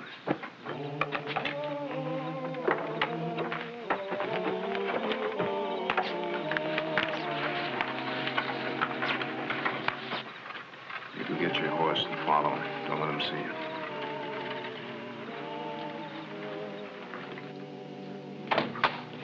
Come in here. I want you to see this. Look at that. Robbed. Stolen. All cleaned out. All the city and the county records. Gone. Look at it. Just look at it. I know, Mr. Mayor. You know? What do you mean you know? Well, Hal and I saw the whole thing last night. You saw it, and you let him get away with it? Yes, sir. Why on earth would you... Mr. Kelly, Hal trailed him to Granger's store at Fort Dodge. Tarky Granger. Fort Dodge. It's a dirty political trick. Well, why are you wasting time? Get a posse and hit them quick. Shoot them down. Crack their skulls. But you get those records. That's an official order. All right. If you want Fort Dodge to win. I want them in jail. What is this now? Fort Dodge winning. Well, they made a bad move, Your Honor. Next, they'll try to doctor the voting books. Then we just let them, huh? Mm-hmm. And then we let them stuff the ballot boxes. Oh. And then we nab them, huh? Mm-hmm. I'll teach them to get into a political fight with Jim Kelly. Well, what if they hide the books? Well... Excuse me, Wyatt. Miss Edna Granger wants to see you at the Dodge House. Thank you. Miss Granger might give us an insurance policy on those books. No, Wyatt, Now, Mayor...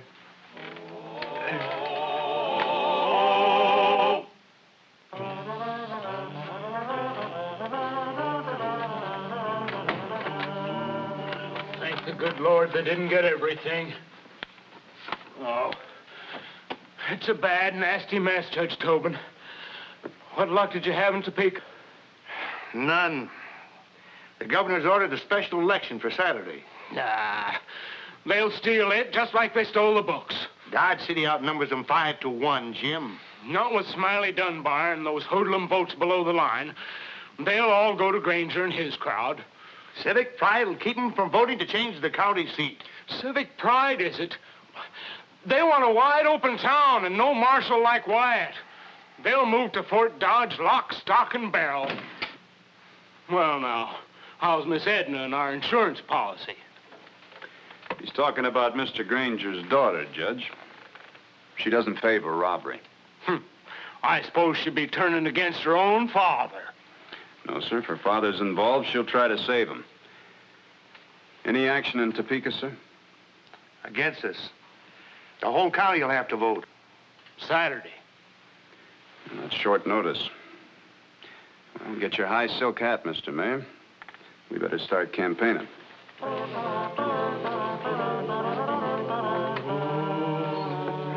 You tour the county until Friday night. Then make your big speech in Dodge. Kelly and Earp are too quiet. Well, what have they got to shout about? It's too good to be true. Well, you ask Dave. There wasn't a Johnny Law in sight. We're in, Mr. Granger. Those county records we got hold the election. Yes, I reckon. Edna, perhaps you'd better. Sure. Howdy, Miss Edna.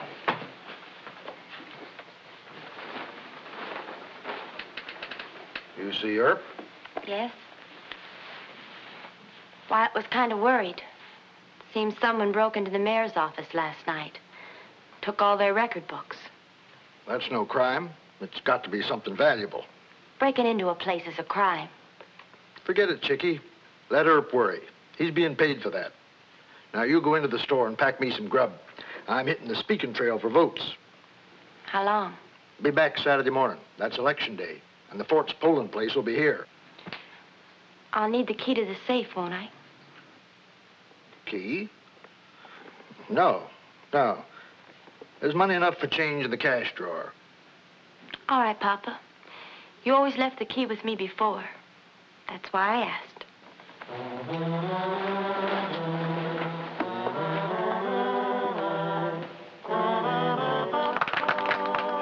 And I say to you, my friends, that Dodge City was ordained by the good Lord to be the metropolis of Ford County. If the seat of county government is moved to Fort Dodge, grass will grow in the streets of our town. Yay! If Fort Dodge wins the election, we'll soon have a bigger and a better Dodge City. Yay! And we won't have Wyatt Earp as marshal.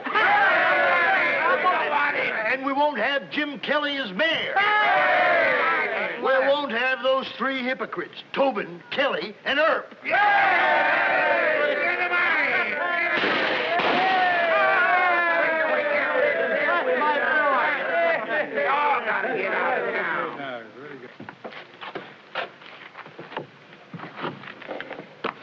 How's the record books in his safe? You wouldn't trust me with the key, but I know how to get into it. When are you coming over? Tomorrow after the election. Why not today, right now? I want the ballot box. Well, that's not fair. You could get Papa into worse trouble. No, we can save you, Papa. If you'll help. Is that a promise? Yeah. Thanks, Wyatt. I'm still in love.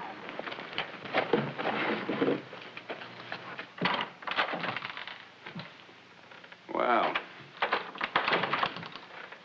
First time I've ever heard of a mourner's bench before the election. Granger got the crowds, here and all over the county. Looks bad, Wyatt. They don't even have to steal this election. Well, Smiley Dunbar and his crowd wouldn't be happy unless they stole it. Hal, let's just make sure that all our votes are honest, huh? Wyatt, you're not suggesting that I would stoop to dirty politics. Well, it is a big temptation, Your Honor. Don't josh him, Wyatt. If they win, Dodge City will be the ghost town. I'm sorry. Oh, Hal, I'll need 10 special deputies tomorrow. Yes, sir. 10? You'll need 24 just to guard the polling place at the fort. Judge, I think you and Mr. Kelly are plumb tuckered out. Now, why don't you just let me handle the police work, huh? He's right, Jim. Well, just tell us one thing. Are you going to get back the county records? Yes, sir. And the Fort Dodge ballot box, too. No. It's in your hands, Wyatt. Come along, Jim. Busy day tomorrow. Now, don't miss, Wyatt. It means your job and my job and the finish of Dodge City.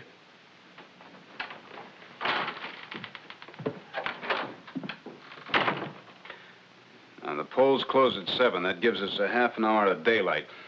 I'm going into Fort Dodge with the peddler's wagon and the fastest team of quarter horses that Chalk Beeson has. No posse? Yes. You leave town here with the boys at 7. If I get in any trouble, there'll be gunfire. You just head for the sound of guns. Jim Knowlton. Friend, if you want to read the fine print, step inside. We're in a hurry. Howdy, Big T. Hi, Judge. Hi, Judge. Glad you could make it. Just a moment, Judge. Are these men residents of Fort Dodge? Lived here all their lives. Sorry, but we need their names and registrations. Lock them in the storeroom, boys. We're busy with an election. Now, does anybody else have any suggestions? I've had enough. You can't do anything until Wyatt comes. He'd spoil the whole plan. How did I ever get into this? You wanted to save Fort Dodge and us, but the wrong politicians took over. Wyatt says it. Hey, Your Honor, give us a hand. We've got a couple Indians out here that won't vote unless you say it's all right. Very well.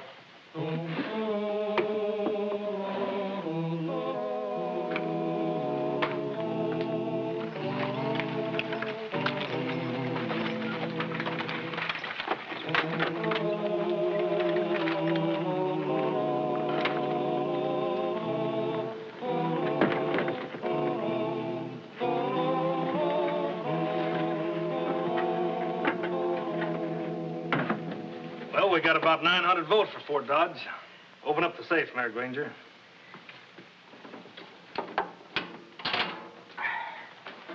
Hey, what's the meaning of this? We're going to burn the county record books so they can't trace the phony votes. Well, that's stupid. If you win, you'll need the county tax records and city police reports. Who do you think's running this show? You or me? You're not going to burn these records. Take care of him, Dave. Stop it! You keep out of this. Lock him in the storeroom with the others.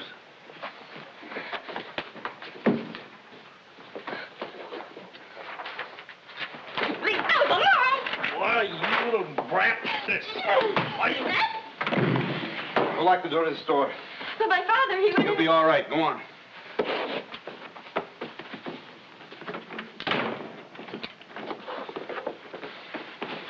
Take the ballot box out to the wagon.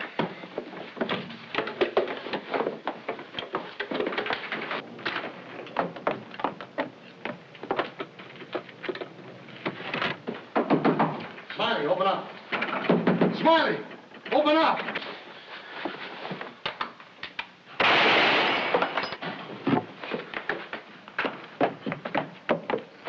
You get down from there. I'm going with you. We're going to have to make a run for it. Let's go, come on.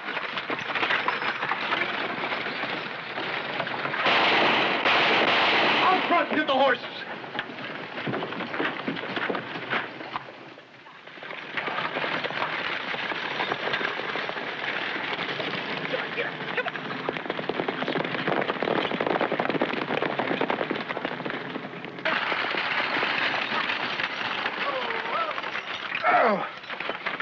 Please stop them, Ford. They're right behind us. Get behind those rocks, come on.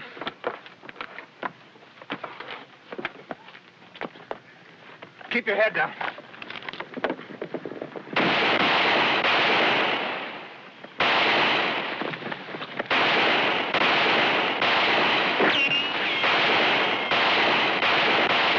Here, reload that for me. Give me the Winchester.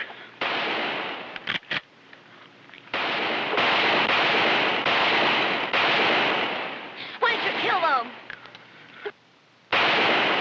No need for it. Posse will be coming any minute. All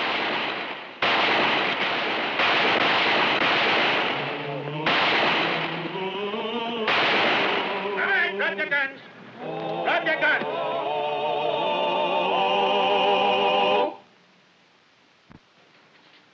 accused will please rise. Mr. Dunbar, Judge Franklin, Mr. Rickard, you're found guilty of election fraud and sentenced to 2 years in the state penitentiary. Mr. Granger. Yes, Judge? Your daughter cooperated with Marshal Earp, and you yourself tried to prevent the destruction of valuable records. The court sentences you to 6 months in jail and will stipulate that you be paroled immediately. Adjourned? This way,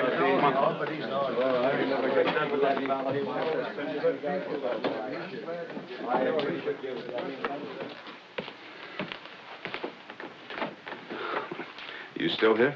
Where's your dad? He went on over to the hotel. I've been waiting for you. I wanted to thank you. I think Judge Tobin is the one you want to thank. Him, too.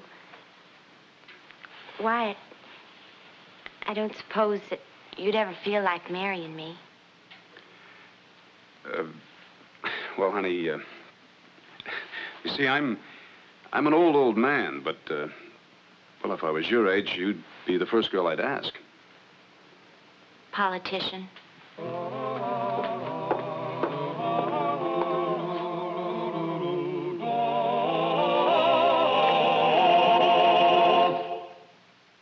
Well, he cleaned up the country, the old Wild West country. He made law and order prevail.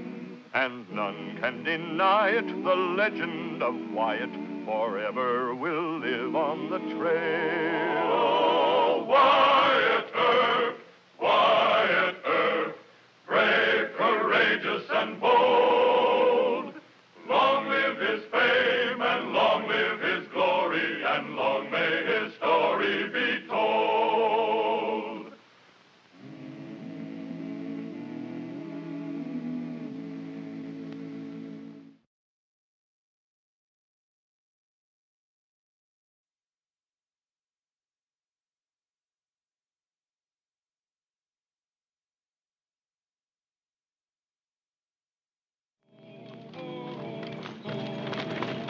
Well, there's Dodge. Let's go over this again, Clint. When we hit the State National and Dodge, we ain't gonna be playing for pennies. I still say it's too risky, Matt. You getting cold feet? No. 3 different outfits have gone against the State National. Each one of them ran up against Wyatt Earp and his deputies. With my plan, Earp won't know how it happened or who did it. Now listen.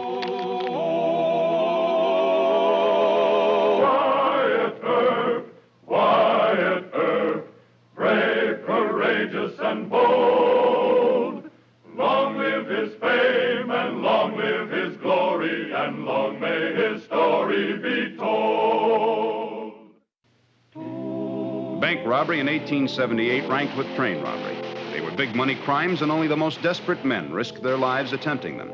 Thus, when Matt and his half-brother Clint Dunbar got set to take the bank in a big cow town like Dodge City, Marshal Wyatt Earp was facing shrewd, clever operators who would stop at nothing. Well, good morning, Mr. Cummings. Good morning, Marshal.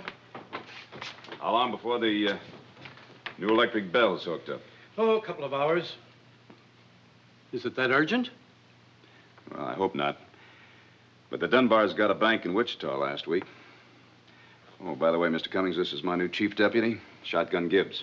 Oh, I haven't met Mr. Gibbs, but I've heard about his shotgun. Old-fashioned gun. She don't run by electricity. Now, if you fellas ever do have a hold up here, don't try to be heroes.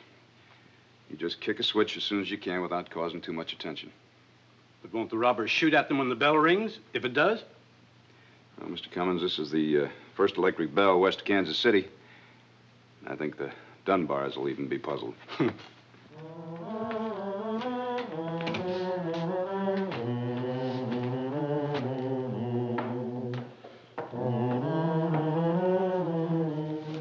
Howdy, stranger. Howdy. Water and feed, huh? Yes, sir. No hotel don't cost too much? Sure.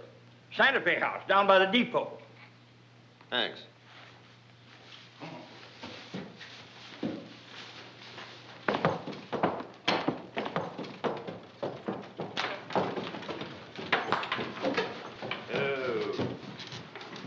Say, I like this town. They buy things here. Well, I'm glad you found some business, Mr. Thurston. Why, thank you, sir. Tomorrow I'll try and sell you a carpet for your whole stable. Carpet for the... Oh, go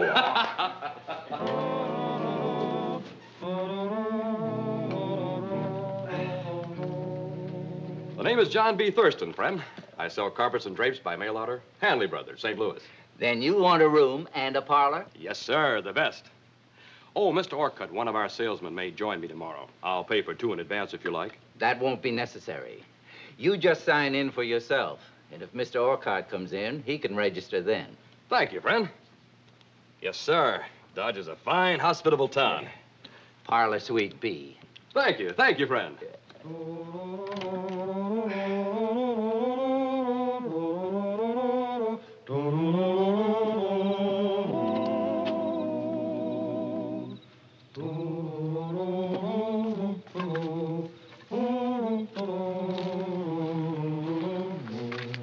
Did you case the bank? Looks easy. A teller and a cashier. They open at 9. What about the hotel? Your name is Orcutt. Yourself a Hanley Brothers. You'll have to sneak in the back door. Parlor Suite B. Just have that sample case open in the buggy when I hit the street. I'll be there.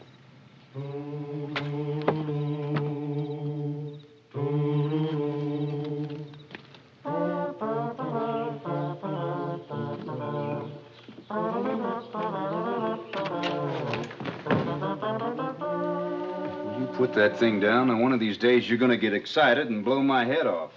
It ain't cocked. Ooh. Say, there's a telegram come for you. Huh? Peaceful night last night, and there's shot fired. Good. Get yourself something to eat and then turn in, huh? No reliable description of Matt and Clint Dunbar. Always wear masks. I guess I'll have to wire the Pinkertons. Them bank robbers fidgeting you? Yeah. I reckon I am a mite prejudiced against bank robbery.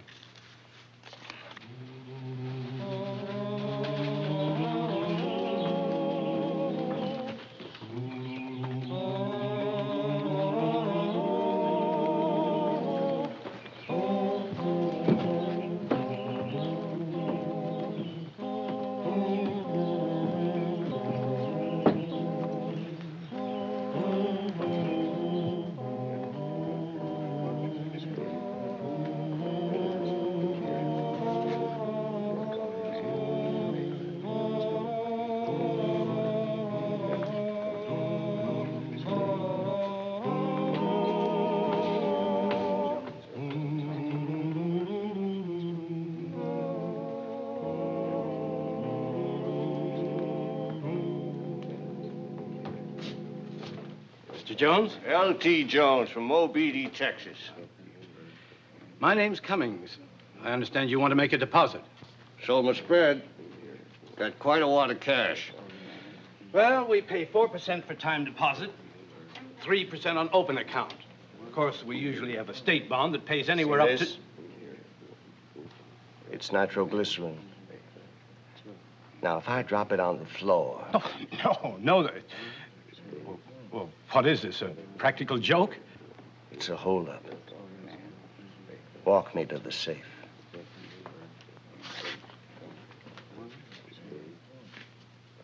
All right, Mr. Cummings, I'd like to see the safe. This is about all the money I got in the world. I'm a careful man. Never did have much confidence in safes. Just want to make sure no robbers can come in here and bust it open with a stick of dynamite. It'll blow you up, too. I don't care, and you do. Hand me the cash, quick.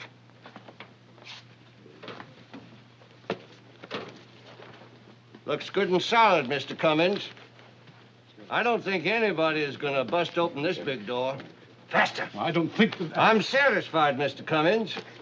Now, let's go over and make out my deposit slip. Mr. Cummings? He'll blow us up. He's getting knife. We're the last robber. The other one.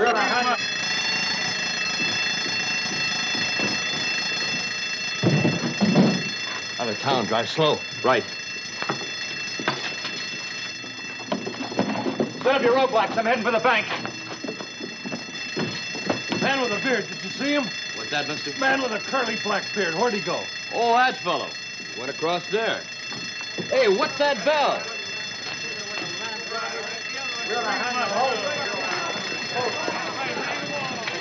Hey, hold up there! Hold up there! Pull up there! Just turn that there buggy back around. Ain't nobody leaving town. Well, what's the idea? Can't you hear that there bell? Somebody's done tried to rob the bank. Oh. Move!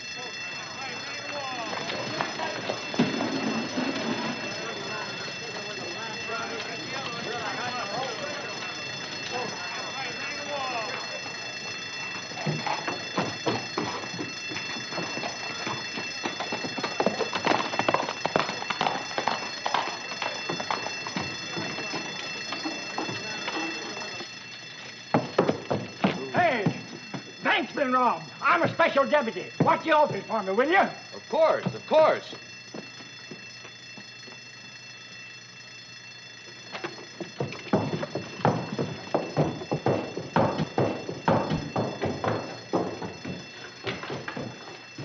Oh.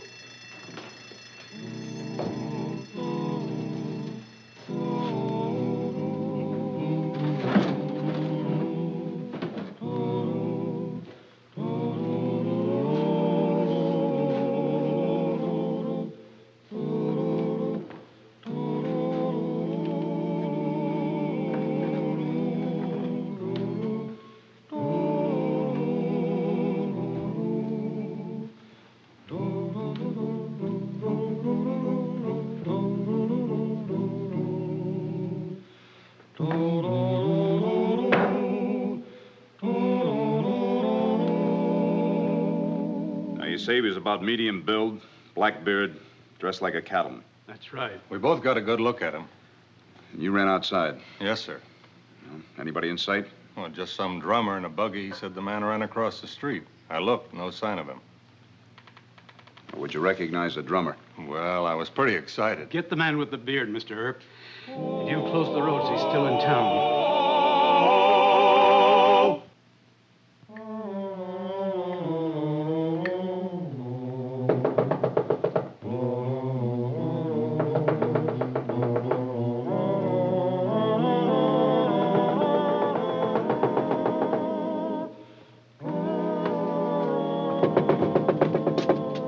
Who is it? Clint, let me in quick.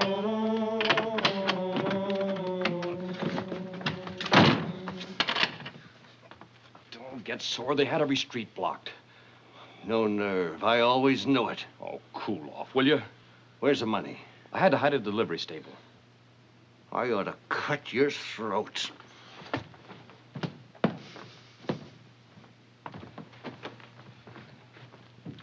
Look, your idea will still outsmart this cowtown marshal. You'll look entirely different without the beard. Put on your drummer's outfit and nobody can finger you. Where did you hide the money? On a whole bin full of oat sacks. We can get out of this if we'll quit fighting and use our heads. Where's Earp now? At the bank, I reckon. The first thing for you to do is to come to the front of this hotel and register as Jeff Orcutt. Yeah, that's right. How did I get here? All the roads are blocked. They're letting people into town. No. Maybe you better say you got here before the stick-up. Huh? I'll josh you for hanging around and rubbering at the bank. Clerk will believe that. Maybe.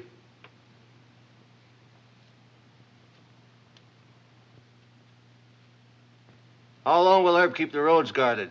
Not long. He ain't got enough men. We can wait him out. That beard trick worked perfect, Matt. I told you to quit underestimating that Johnny Law. But I only said... Any man who can bottle up a town like this in a minute ain't stupid. If Herb nabs me, you go for the bars. Well, sure, but how can Herb nab you? The whole job depended on you getting out of Dodge with the money. You didn't do it. But I told you. I didn't know about that bell. It's a new deal now. We got 30,000, maybe more. Stashed in a risky spot. Someone's bound to have seen you near the bank. Earp will be around asking questions. Sit down.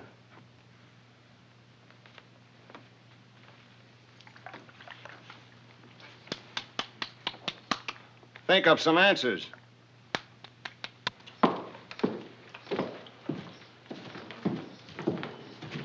This Thurston's rig? Yes, sir. I asked him to watch the office for me. I guess he got tired waiting. Where's he stand? Dodge House. Anybody else come in here last night? Just one man. Fellow with a black beard. A black beard, huh? Yes, sir. Did he give his name? No, just ask about a hotel. Was he one of the robbers? The only one. Now, you keep that gun handy. Yes, sir. I'm impounding this rig and that saddle horse. You arrest anybody that even asks about him. Yes, sir. Hello, Emmett. Hello, Marshal. So you have a Mr. Thurston registered here? Thurston? Yes, we have. Thurston, J.B., drummer from St. Louis. What's his room number? Oh, he ain't in his room. Him and his friend are eating in the bar. Friend? Name's Orcott. They peddle for the same firm. Is that so? Point him out to me, will you? Certainly, Marshal.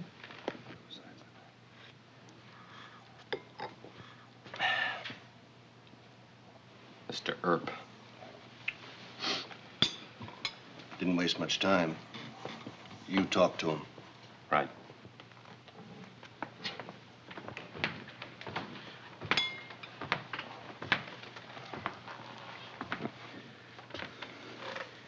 Which one of you gentlemen is Mr. Thurston? Well, that's me, friend. John B. Oh, and this is Mr. Orcutt. He covers East Texas for the firm. Hi. I'd like to ask Mr. Thurston a few questions. Help yourself. I've already ate. See you later, Jack. Won't be long. Sit down. Sit down. Thank you. Yeah. Your friend just have a shave? He shaves every morning, same as you and me. Why? I was just admiring his shaving lotion. You know the brand? Oh, I never paid any attention, but I'll ask him if you like. No, it doesn't matter. Mr. Thurston, the teller at the bank said that you were near the door when the holdup man left. Well, that's right, Marshal. Like to scare the living daylights out of me, too. What's your line? Rugs and drapes. I was planning on seeing the bank people about placing an order. It's a good thing I was late. Might have been shot. I doubt it. I'll see you around.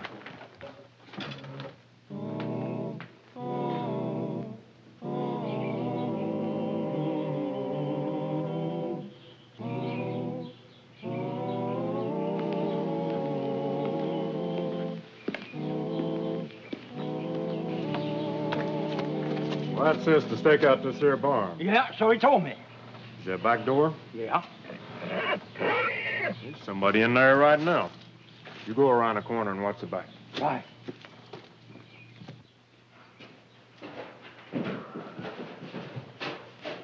Come out of there!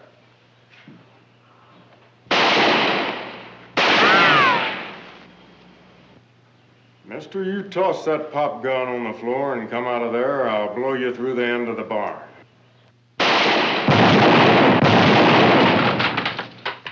What?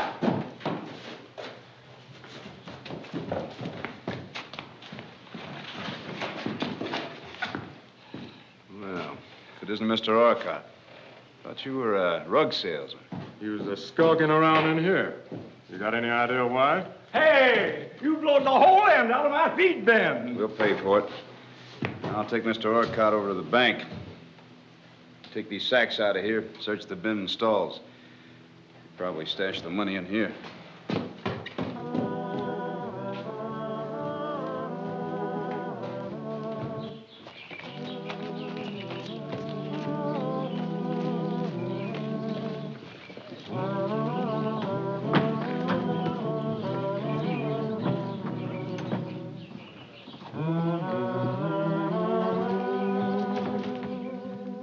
None of you can say this is the man?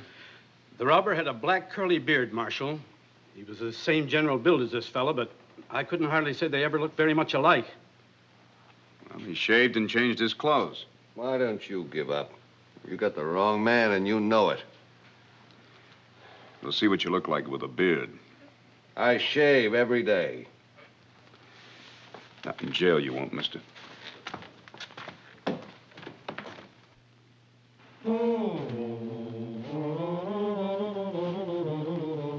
Hey! What's this?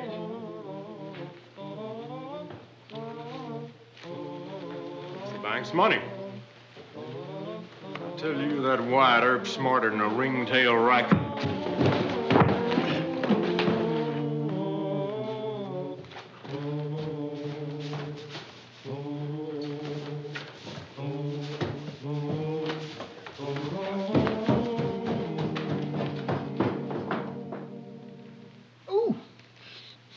Hold still. I don't deserve to be no chief deputy, Wyatt. I should have known there might have been two of them out there. It's my fault, Shotgun. How was it? Well, I should have warned you. I wasn't certain myself. Now, hold still. It's going to hurt. Oh, by the way, the Pinkertons came through with a good description of Matt and Clint Dunbar. I'm certain that the one we got in there is Matt. The one that got away with the money is his half-brother, Clint. Well, you don't seem to be taking it to heart much. No. Because I think Clint will round up some of the gang, come back after Matt.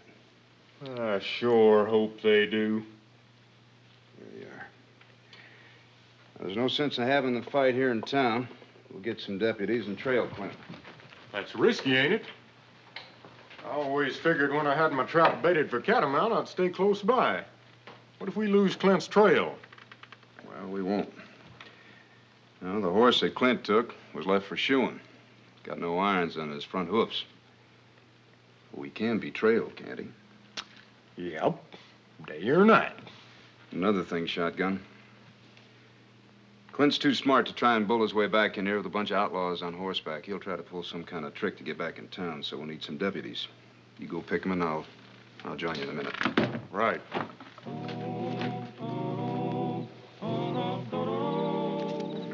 I don't have to tell you that Matt and me always whack up fair and square. We pulled that job as a two-man deal because it was a new idea in bank robbing. It didn't work too well, Clint. How do we know your plan this spring, Matt's gonna work any better? It's got to work. Now, Matt sent you the money. I don't think he'd take it very friendly if you boys were to ride off and leave him in jail. Do you? We all think a lot of Matt. Any more questions? No. We hit that stage at sunup.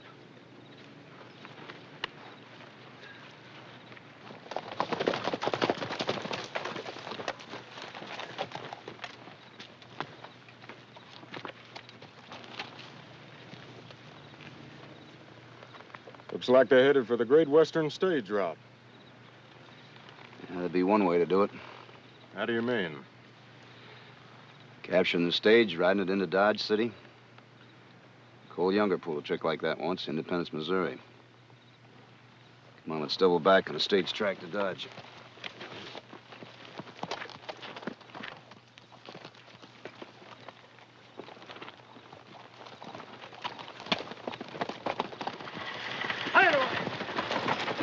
Hold on. Hold up now. Throw that gun down. Now climb down.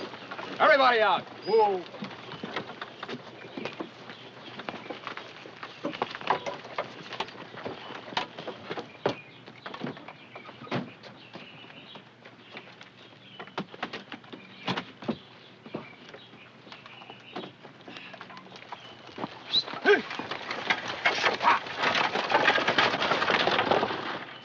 Roscoe, you're sure a pretty-looking mule.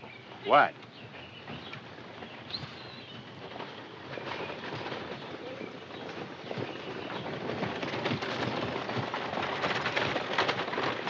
Hoodlums always overdo it. What's wrong? Well, number 11 never carried a shotgun guard.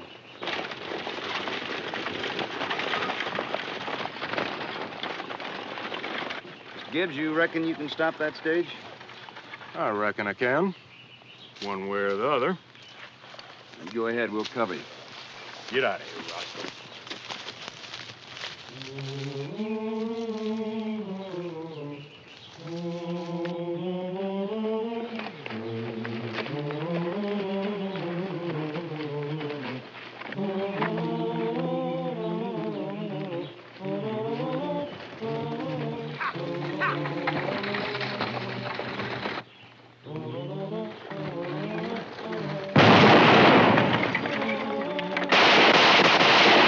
They want to play. Hey!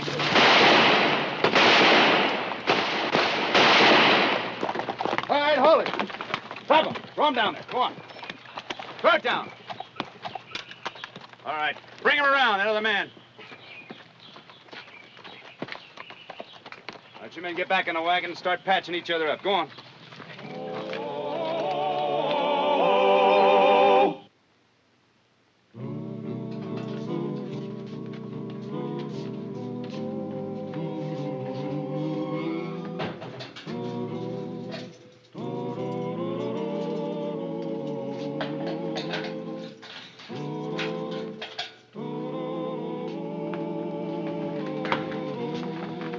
You blundering fool. Oh, shut up. Well, Mr. Dunbar, that's a nice little stubble of beard you got there. In about a week, you'll be ready for identification. What about the rest of them, White? Do they get a shave? I'll tell you, Shotgun, I'd like to give them all razors and let them go to work on each other. But the law of Kansas won't allow it. Lock it.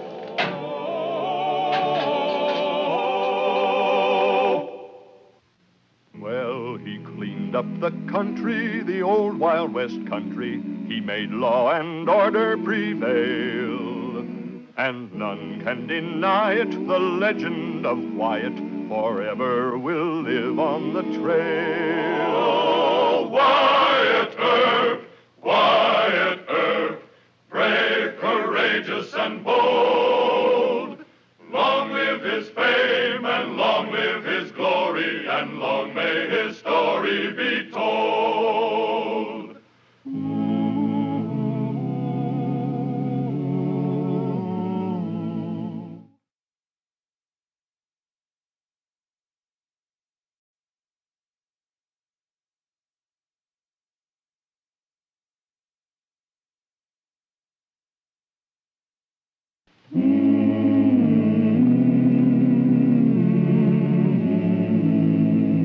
Wyatt Earp, brave, courageous, and bold. Long live his fame, and long live his glory, and long may his story be told.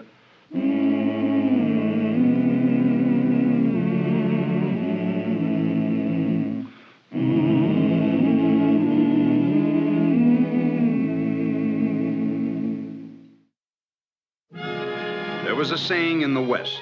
It varied from place to place, but it always went something like this. There's no Sunday past Junction City and no God past Abilene. At times it seemed there was some truth to that. But there were men who carried God in their hearts. What do you think you're doing? Sinners repent. The sin of gambling. Great evangelist, huh? Is that you? Get out, Reverend. You'd better watch out who you're throwing down on the ground, sir. And you ought to look out where you're putting your posters without permission. My permission comes from above. Yeah, well, I own the saloon, and I don't want handbills on it, especially yours. You'll rue this day. Vengeance is mine, saith the Lord. And the hour is not far off when this man will feel the wrath of the Almighty. I said get out. Though you purge me with hot irons, yet I shall preach. Why, you... Hold it. You leave him alone. Do your duty, Earp. There's an ordinance against putting handbills on private property. It's a small fine, Mr. Gainley. Doesn't call for a pistol whipping. I've had all from you I'm going to take.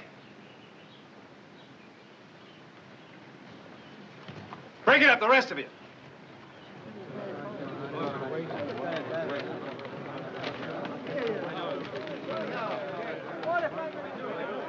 Reverend Oliver Tittle. Is that you? That city is just like I've always heard. Full of vice and corruption. Even your ordinances are against men trying to preach the word. No, sir. Just against defacing people's property. All you got to do is ask permission. Do you think they'd give it? Yes, sir. For a church. By the way, what's yours? Well, I'm not ordained. But that doesn't mean I can't be a sincere servant of the Lord. Now, am I under arrest? No, sir. But you do look like you could use a little food. Come on.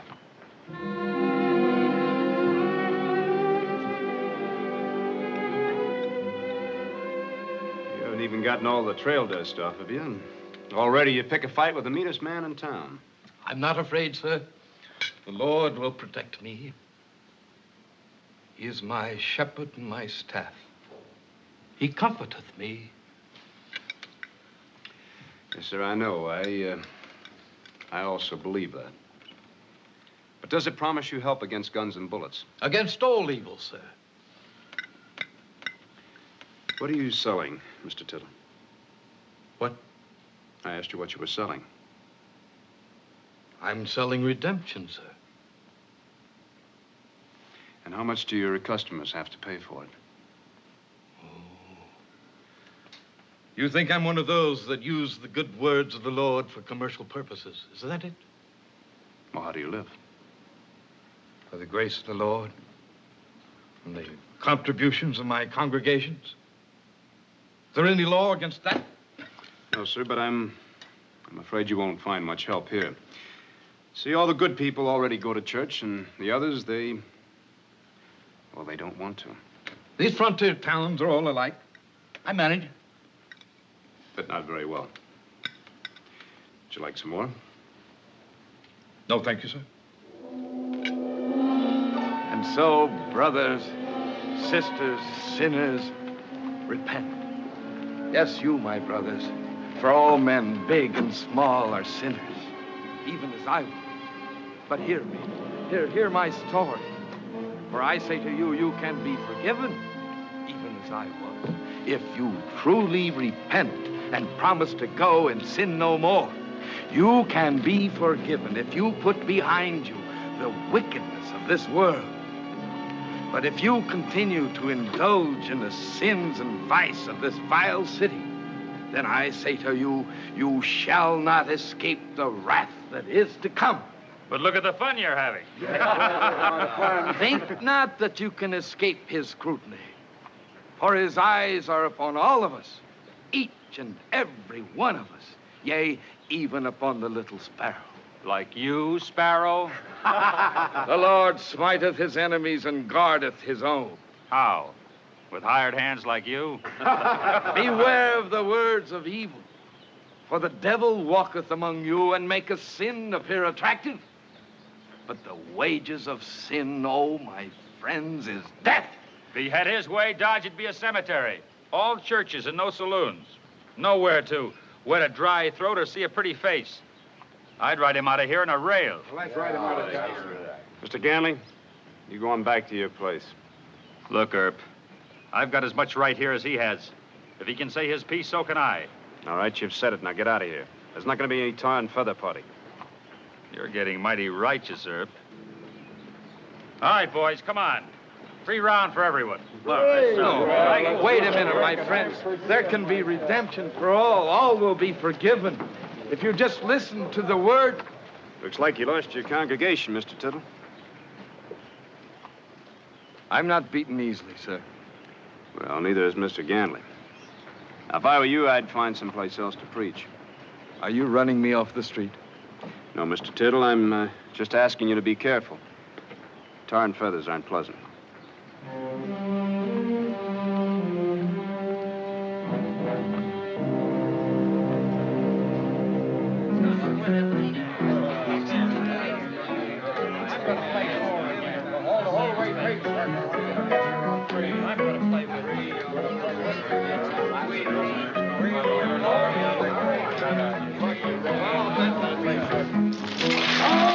Generation of vipers!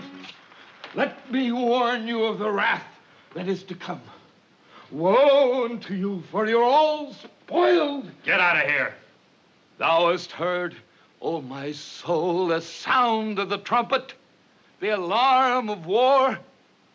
Destruction upon destruction is cried, and the whole land is spoiled. Listen, you. I shall make the whole world desolate, and yet I shall not make an end. For this the whole earth shall mourn, and the heavens above be black. I said get out. Now, wait a minute, Ganley. He talks scripture pretty good. Let him talk. No. This is my place, and I don't want him in here. Come on, Ganley, let him talk. What about it, man? Sure. Go ahead, mister. Let us have it. Bless you. Behold, I say unto you, I shall bring evil upon these people, for they are all grievous revolters, and they walk with slanders. They're all brass and iron and corrupters. And thou, daughters, gird thee in sackcloth, wallow thyself in ashes, and make thee mourning, for suddenly the spoilers shall come up upon you. And how long shall the earth mourn? As long, I tell thee, as you allow Satan to dwell among thee. I say to you, drive out the devil. Who are you calling the devil? He that wears that name shall know himself. But redemption is near. All can be forgiven. Even those worst sinners of all, those soiled sisters of Jezebel, even they shall be forgiven if they truly repent. All will be forgiven if you only repent and go and sin no more. And sin no more. Amen. Well, that is a real fine. That's a real fine sermon, Reverend. I ain't heard preaching like that in years. Hey, how about a collection for that sermon, huh? Awesome. Go ahead, Ganley, give. How about a collection over here, boys? Sure. Pay him for his performance. That's what it was for. Go ahead, throw away good money. Now, Ganley. If he's so righteous, what's he need with money? Let him refuse it. And let the marshal hold it. And see that it's used only as you want it to be used. If that's the way you want it? That's the way I want it. Now get out. You got what you came for? Not everything. What do you mean? I am going to vanquish the devil. Come on, Mr. Tittle. That's a good sermon.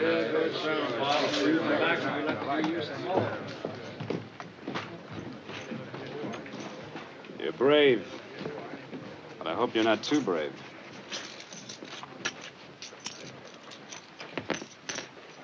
There. You need to eat, otherwise you won't be good for your work.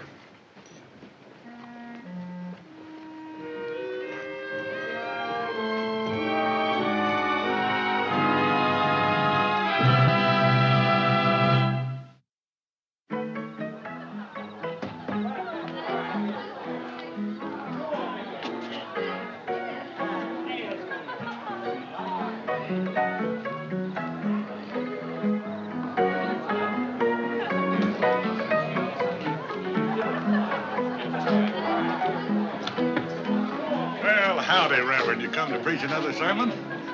Or maybe you was figuring to set in on this little game. Is that money burning a hole in your pocket? Go on, sit down. Go ahead. Nothing ventured, nothing gained. You might multiply the little stake and make more money for the church. Go on. Well, go ahead, it's a friendly game. No!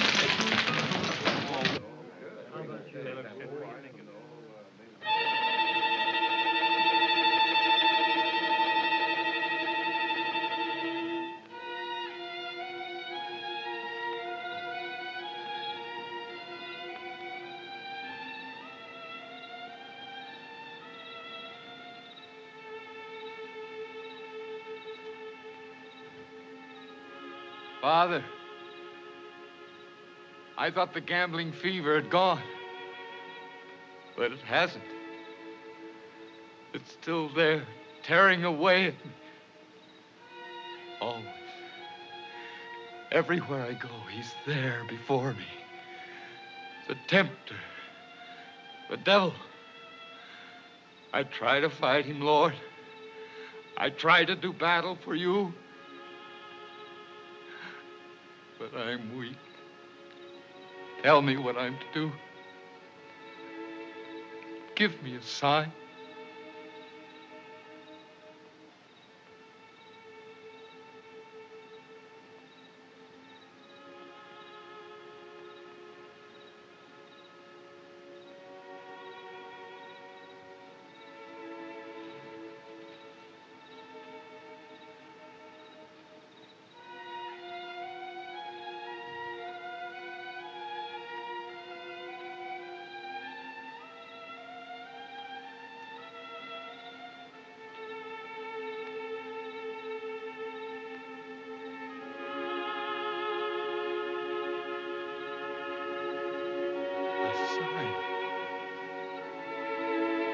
Sign.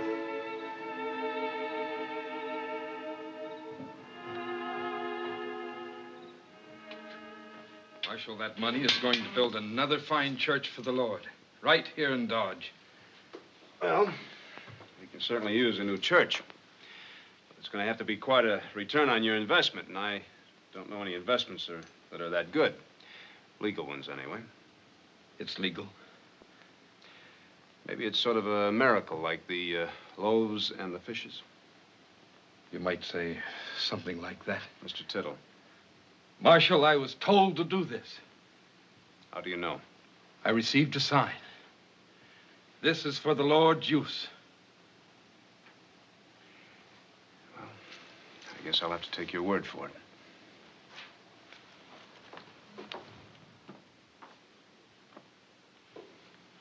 Sir,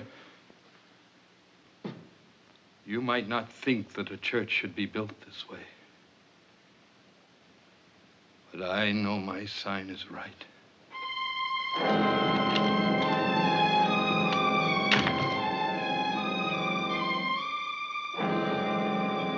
ain't no fun dragging along. Go on over here, what are you doing?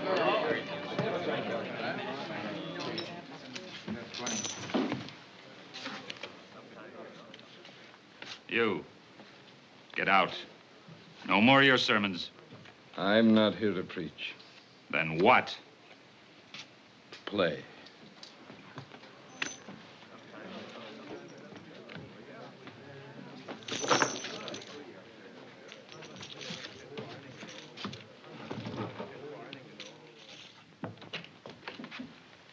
Well, sir, you was right about that preacher. He's sure heading for trouble now, and with half the town a watching him. Now, what's he doing? He's a playing draw poker with Ganley.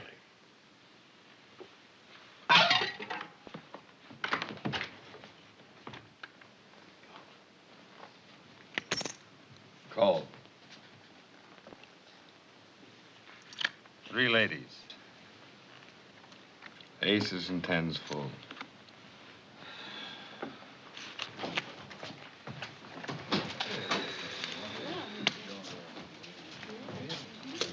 Hello, Marshal. Why'd you give him the money? He said he had a use for it. He sure does. I never seen such luck. It isn't luck, mister. It's the Lord's money against the devil's. Wait a minute. You have enough there, Mr. Tittle. You've performed your miracle. Now, why don't you quit? Oh, no. He's got too much of my money. Deal him. He can quit if he wants to. Is that your scheme, Earp, to wipe me out? I'm in this by myself. I'll be told when to quit. No doubt. And then I'm going to run you out of town. Why? Because I don't want a phony preacher here. Well, Marshal, his preaching ain't phony. It's real good. That's your money he's using to gamble. Well, we got our worth of it, didn't we, man? Don't you trust me, Marshal? I don't think you're a real preacher, Mr. Tittle. I think that's just a front, and that you're really a gambler. You're right. Your Marshal is right, friends. I'm a gambler. Been one all my life. Up until a year ago, and that's true. But I'm a preacher, too, and that's true. I tried for a long time to get rid of the bad, Marshal. But it kept coming back time after time after time until I lost my home, my family, my wife, my self-respect. And then a year ago, I turned to heaven for help. And I was cleansed. And ever since then, I've been wandering and preaching. Running away, hmm? Maybe. But I haven't gambled since. Until today? I was told to do this, Marshal. It's for his inscrutable purpose. This time it isn't sin. I won't lose. I can't lose. Well, Mr. Ganley, you can't beat that. Deal him.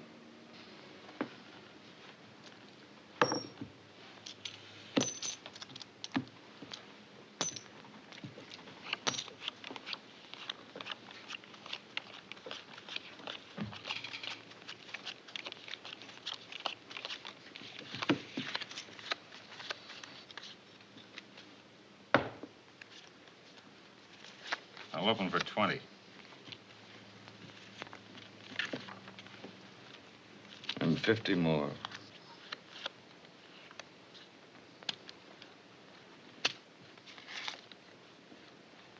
And another 50.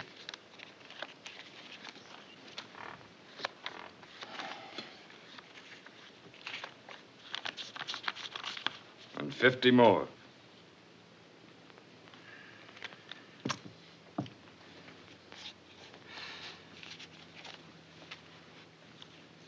Deal him.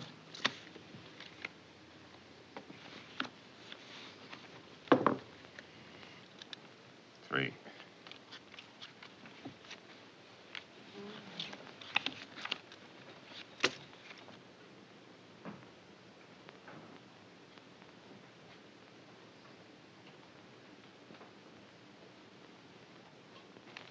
I'll bet 400.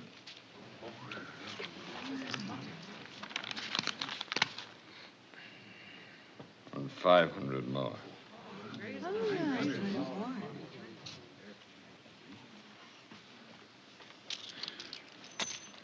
And another 1,000. Your 1,000. And 1,000 more.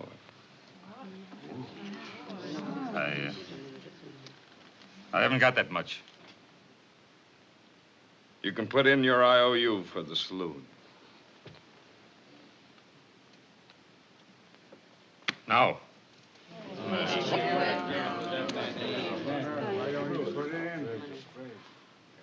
Wow. Reverend, what'd you have? I'll bet he bluffed you out, Ganley. Deal me out. I've had enough. You can't play against a man like him. Come on, Mr. Tittle. Game's over. Did you take charge of this for me, Marshal? Yeah, I guess I better. Somebody's liable to hit you over the head. Nice you in, Mr. Tittle. Where are you staying? Rooming house down on Bridge Street. No. You better head straight there. I'll take this over to the office. It's too bad. Another couple of hands and I'd have run him out of town for you, Marshal. Maybe. I don't think Mr. Ganley's going to take this lying down. I'm not afraid. Maybe you should be.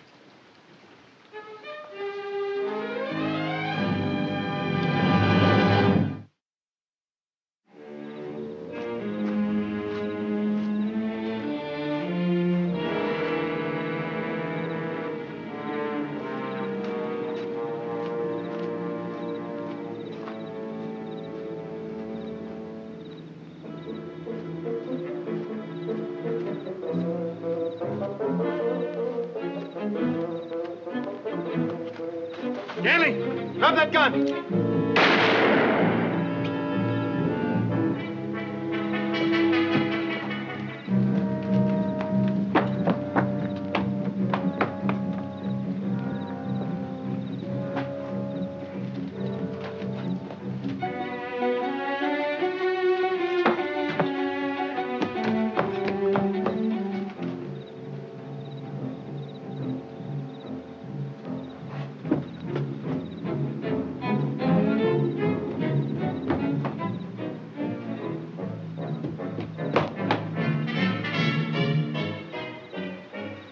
Look out, Marshal!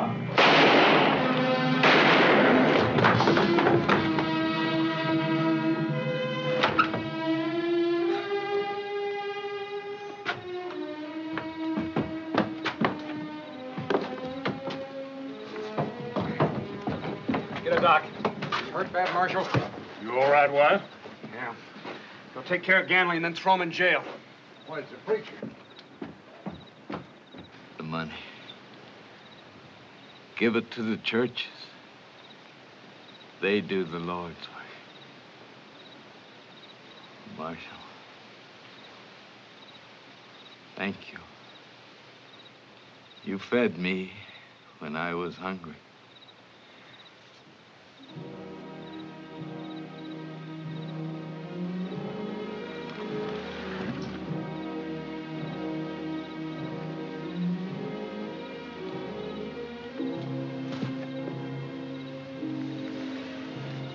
He was a strange man, Marshal.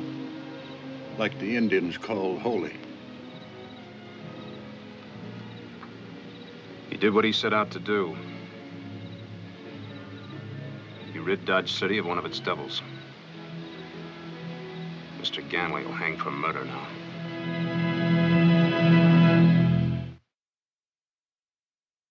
Well, he cleaned up the country, the old Wild West country. He made law and order prevail, and none can deny it. The legend of Wyatt forever will live on the trail. Oh, Wyatt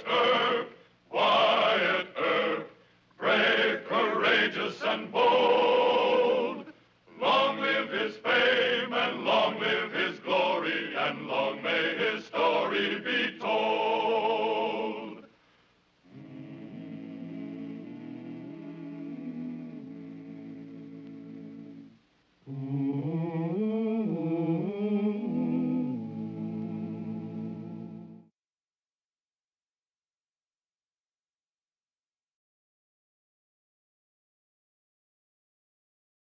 ভালোবাসা সুন্দর, ভালোবাসাও সুন্দর।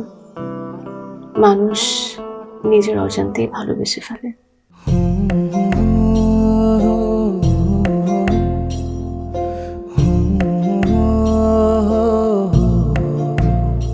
আমারও মনে হয় কি জানেন, আপনার মতো জানাশোনা কাউকে না আমার বিয়ে করা উচিত। এটা কি উপলক্ষে?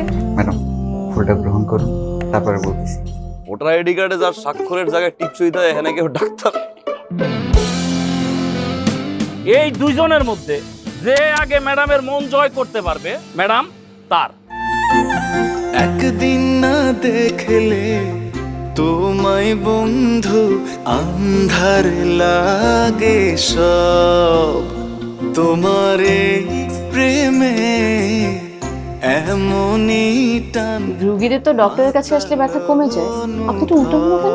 আপনি কি একটু উল্টা? তোমায় ছাড়িয়া যাব মরিয়া, তোমায় ছাড়িয়া যাব মরিয়া, যেও না বন্ধু আমার, ভুলিয়া ভুলিয়া। আমার মনে হয় আমার সমস্যা কপালে। ম্যাডাম আমার কপালে নেই, আমার কপালে আছে দাগ।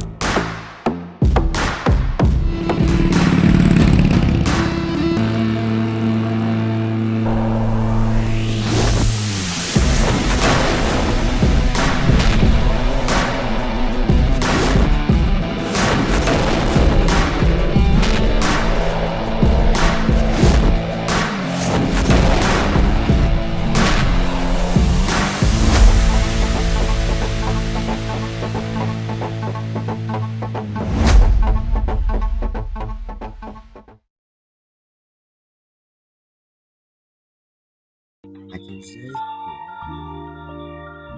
không đủ nên 5.5x tốc độ của binh.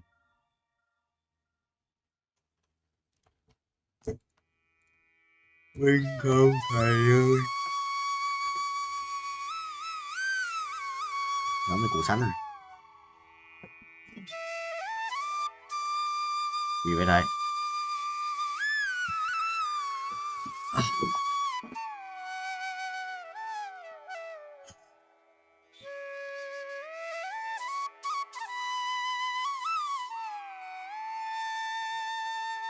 Này 125 à? 205 rồi. Cộng gì đây? Tạm mới nâng cấp tất cả nâng cấp cho một lần mình. Rồi xoay bài tự động không? Tôi lấy bạc rồi anh lấy xoay bài tự động này.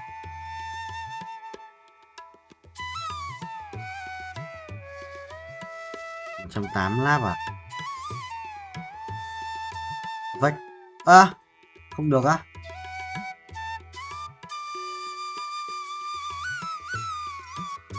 Vách. Được, lấy có. Như đi quát này 215 nắp à? 25 à? 25 35 không? Được cộng 10 này, 30 rồi, thừa 30. 10 này. 229 ạ. Đó thì mà thừa 30. Không mua à? Đánh mày gì luôn. Thần tài này. Thần tài lên, chờ nhỉ. Thần tài lên.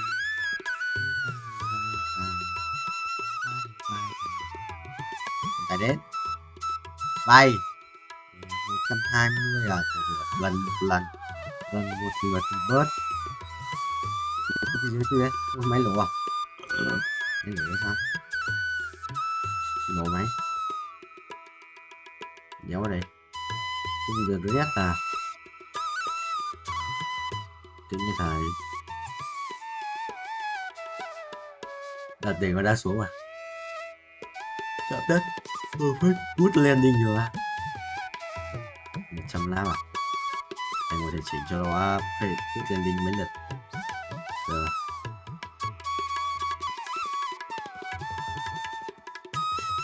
Chọn chỉnh bằng những gì mà xuống này á. Vì những cái lệch chạy sang bên kia một tí.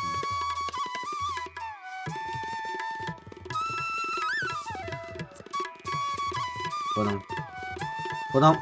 Good landing. Đéo vậy, tôi nói. Áo choàng bạc, độc dược sĩ. Được lấy mất chất tôi phục. Tôi sẽ thành vác cái điều lính. Áo choàng bạc này. Xong đâu? Đây. Thần tài ngay.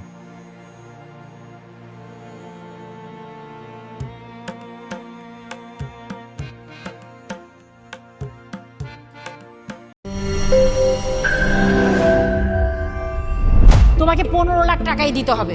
তুমি যদি দিতে না পারো তোমার বাবাকে call দাও। তোমার যত জমি জিরাত বাড়িতে যা যা আছে এগুলো বেচা হইলেও তোমরা আমাদের টাকা পাই পাই করে শোধ করবা।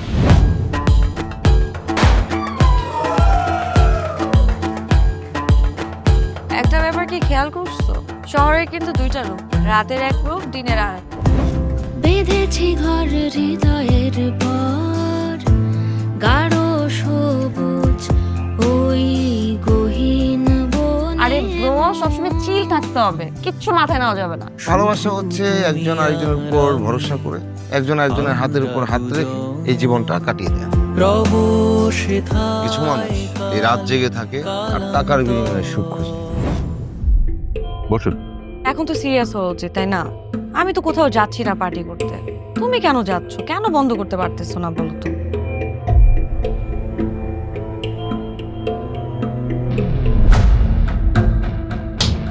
কার যে কোথায় সুখ সেটা তার প্রিয় মানুষটাও কখনো জানতে পারে। পাশাপাশি তবু যাচ্ছি বিপরীতে,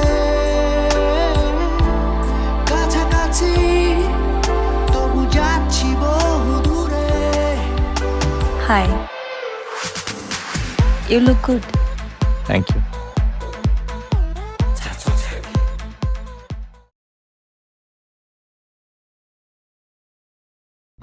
Rồi tháng 7.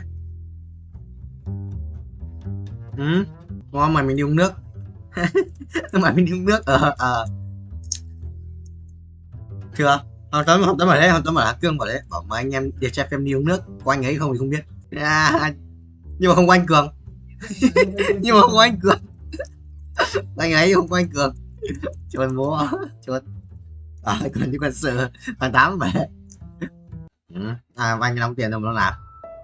Nó còn chơi báo cơ, nó còn chơi báo anh làm cơ, chuyển tiền nó cơ. Thôi xem lậu đi, mai xem tiếp. Tôi đi ngủ đi, mai xem tiếp, mai lại xem đến 4 giờ sáng. Đấy. Mai xem đến 2 giờ sáng.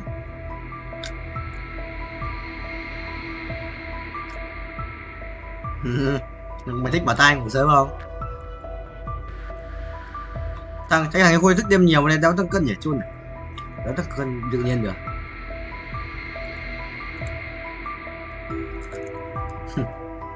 Thôi coi 58 cân.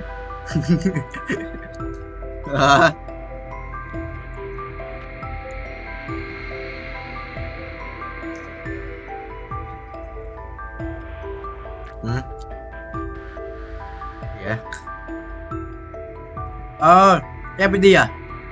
Chọn Tuyên Quang Am phim mà. Tuyên Quang. Mày gọi ông mày Vũ, mày gọi ông bạn từ chiều mà sao giờ ông mới vào?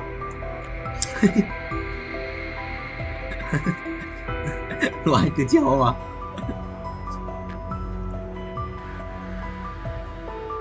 Chuẩn bố.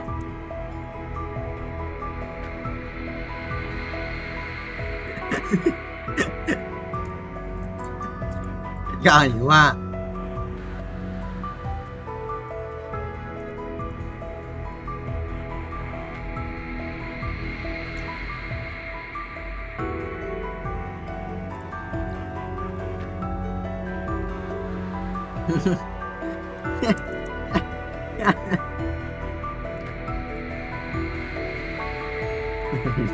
Cay hả? Theo hiểu.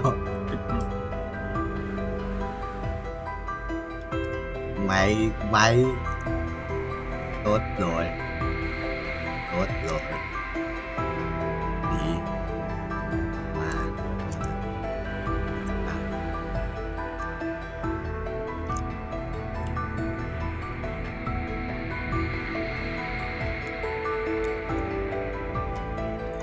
gì?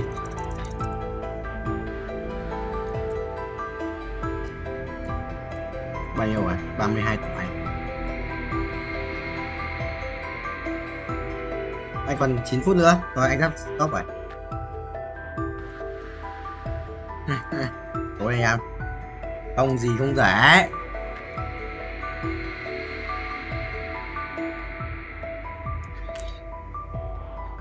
Cái thằng kia tự nhiên rảnh mà quay xong bắt, xong bảo người ta cũng kêu quét mặt cho ở đâu ra vậy? Chung đúng không?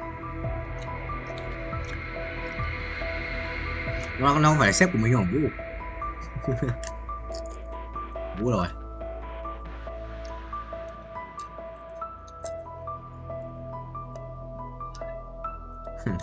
Dạ thích cần ha. Dạ rồi. Dạ. Xin kia xong ngủ muộn ra thì làm chi? Xin kia xong là 2 giờ mới ngủ làm chi? Vũ rồi. Biết tại sao mà giết Flick như thế không? Bởi vì tao không muốn cho mày thức khuya đấy.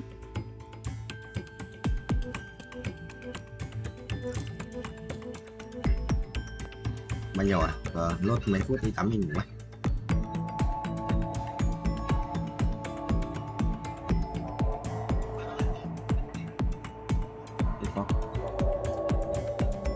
Sao? 19 anh chưa quên. 61 tuổi. 61 tuổi à? Đi được rồi. Tao không qua nhiều thành quen mà. Trước khi qua một mình thì thôi gì.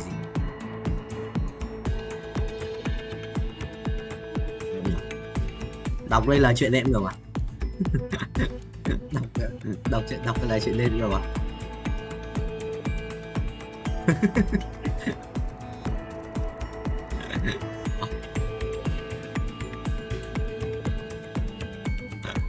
Ai biết đâu, ai biết đâu. Auto hack cho tải.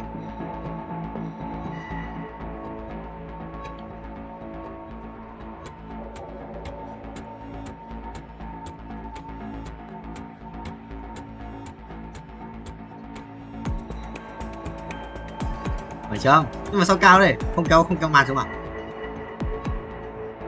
Cái gì?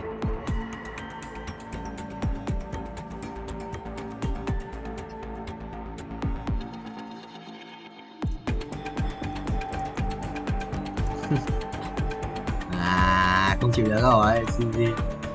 Thua rồi, em Nam thua rồi, anh còn 5 phút. Sau 5 phút rưỡi.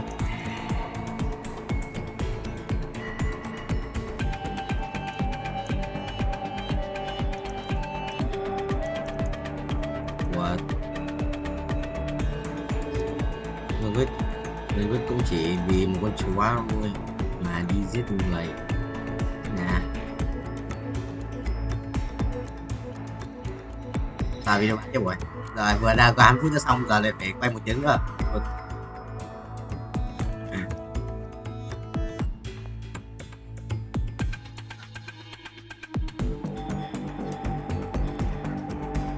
Bảo sao hôm nay tao thấy thông báo thanh toán mà. Hôm nay tao thấy thông báo của mẹ tao là hãy thanh toán Netflix các kiểu mà thằng bạn tao đéo nhắn gì luôn à.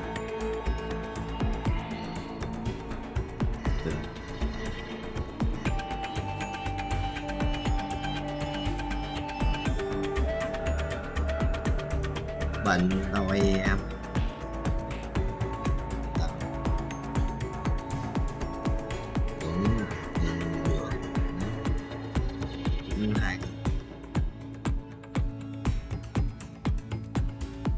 Nhưng mà anh chỉ có tiền của Momo thôi.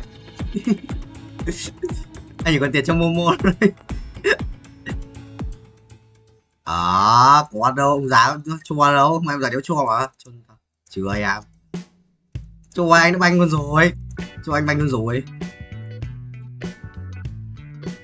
Ông giá không chuyển tiền. Hôm anh rất là nhắn tin một tí bao nhiêu để chuyển tiền. Hôm qua chứ. Hôm qua nhắn tin nhưng mà đéo chuyển tiền.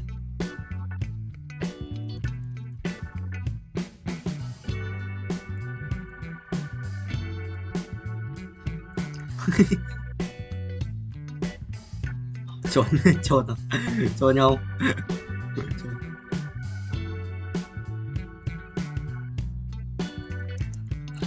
Cái gì ấy? Làm gì ấy? Làm gì ấy?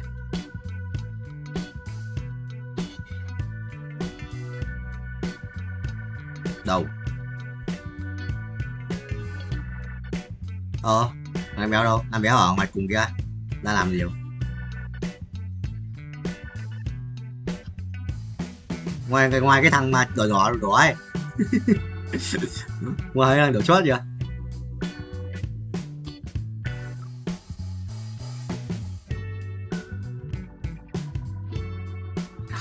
Mà lộ ai này? Mà vợ đánh liên minh. Mà vợ đánh liên. Mày khoa mà. Vợ đánh liên minh mà. Dám quay liên minh.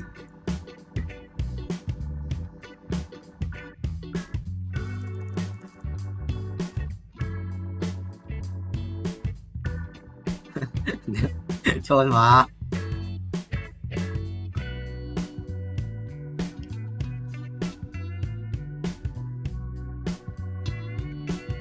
Rồi 175 tuổi đúng không? Đủ rồi, từ vòng nữa 24 lap. Anh Vũ ngầu gọi. Anh Vũ sửa nhanh ấy. 24 rồi. Bây giờ anh rồi tiếp 7 mét 23 mét. Sao vậy? Ngon.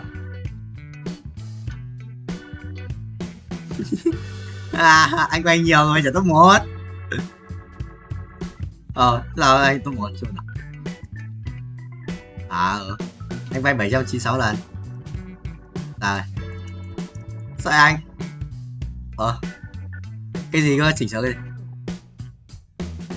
Không phải anh đâu, Hoàng Tuấn.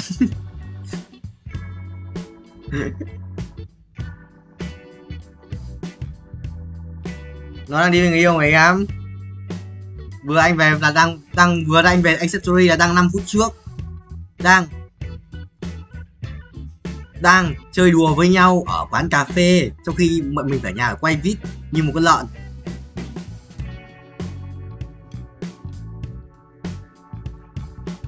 Phải chưa? Đúng. Chưa lúc ấy chưa có mấy có hiếu khôi. À đâu, hiếu khôi quá, không có hiếu khôi. Lúc ấy thằng Nam chưa vào, lúc Nam chưa vào, lúc có hiếu khôi. Chôn mà. Anh em nói rằng mới tránh rồi.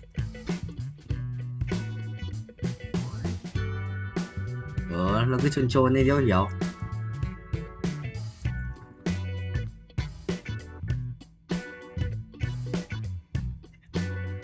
Bảo gì, nó cứ hỏi gì, Em nào cái gì đấy?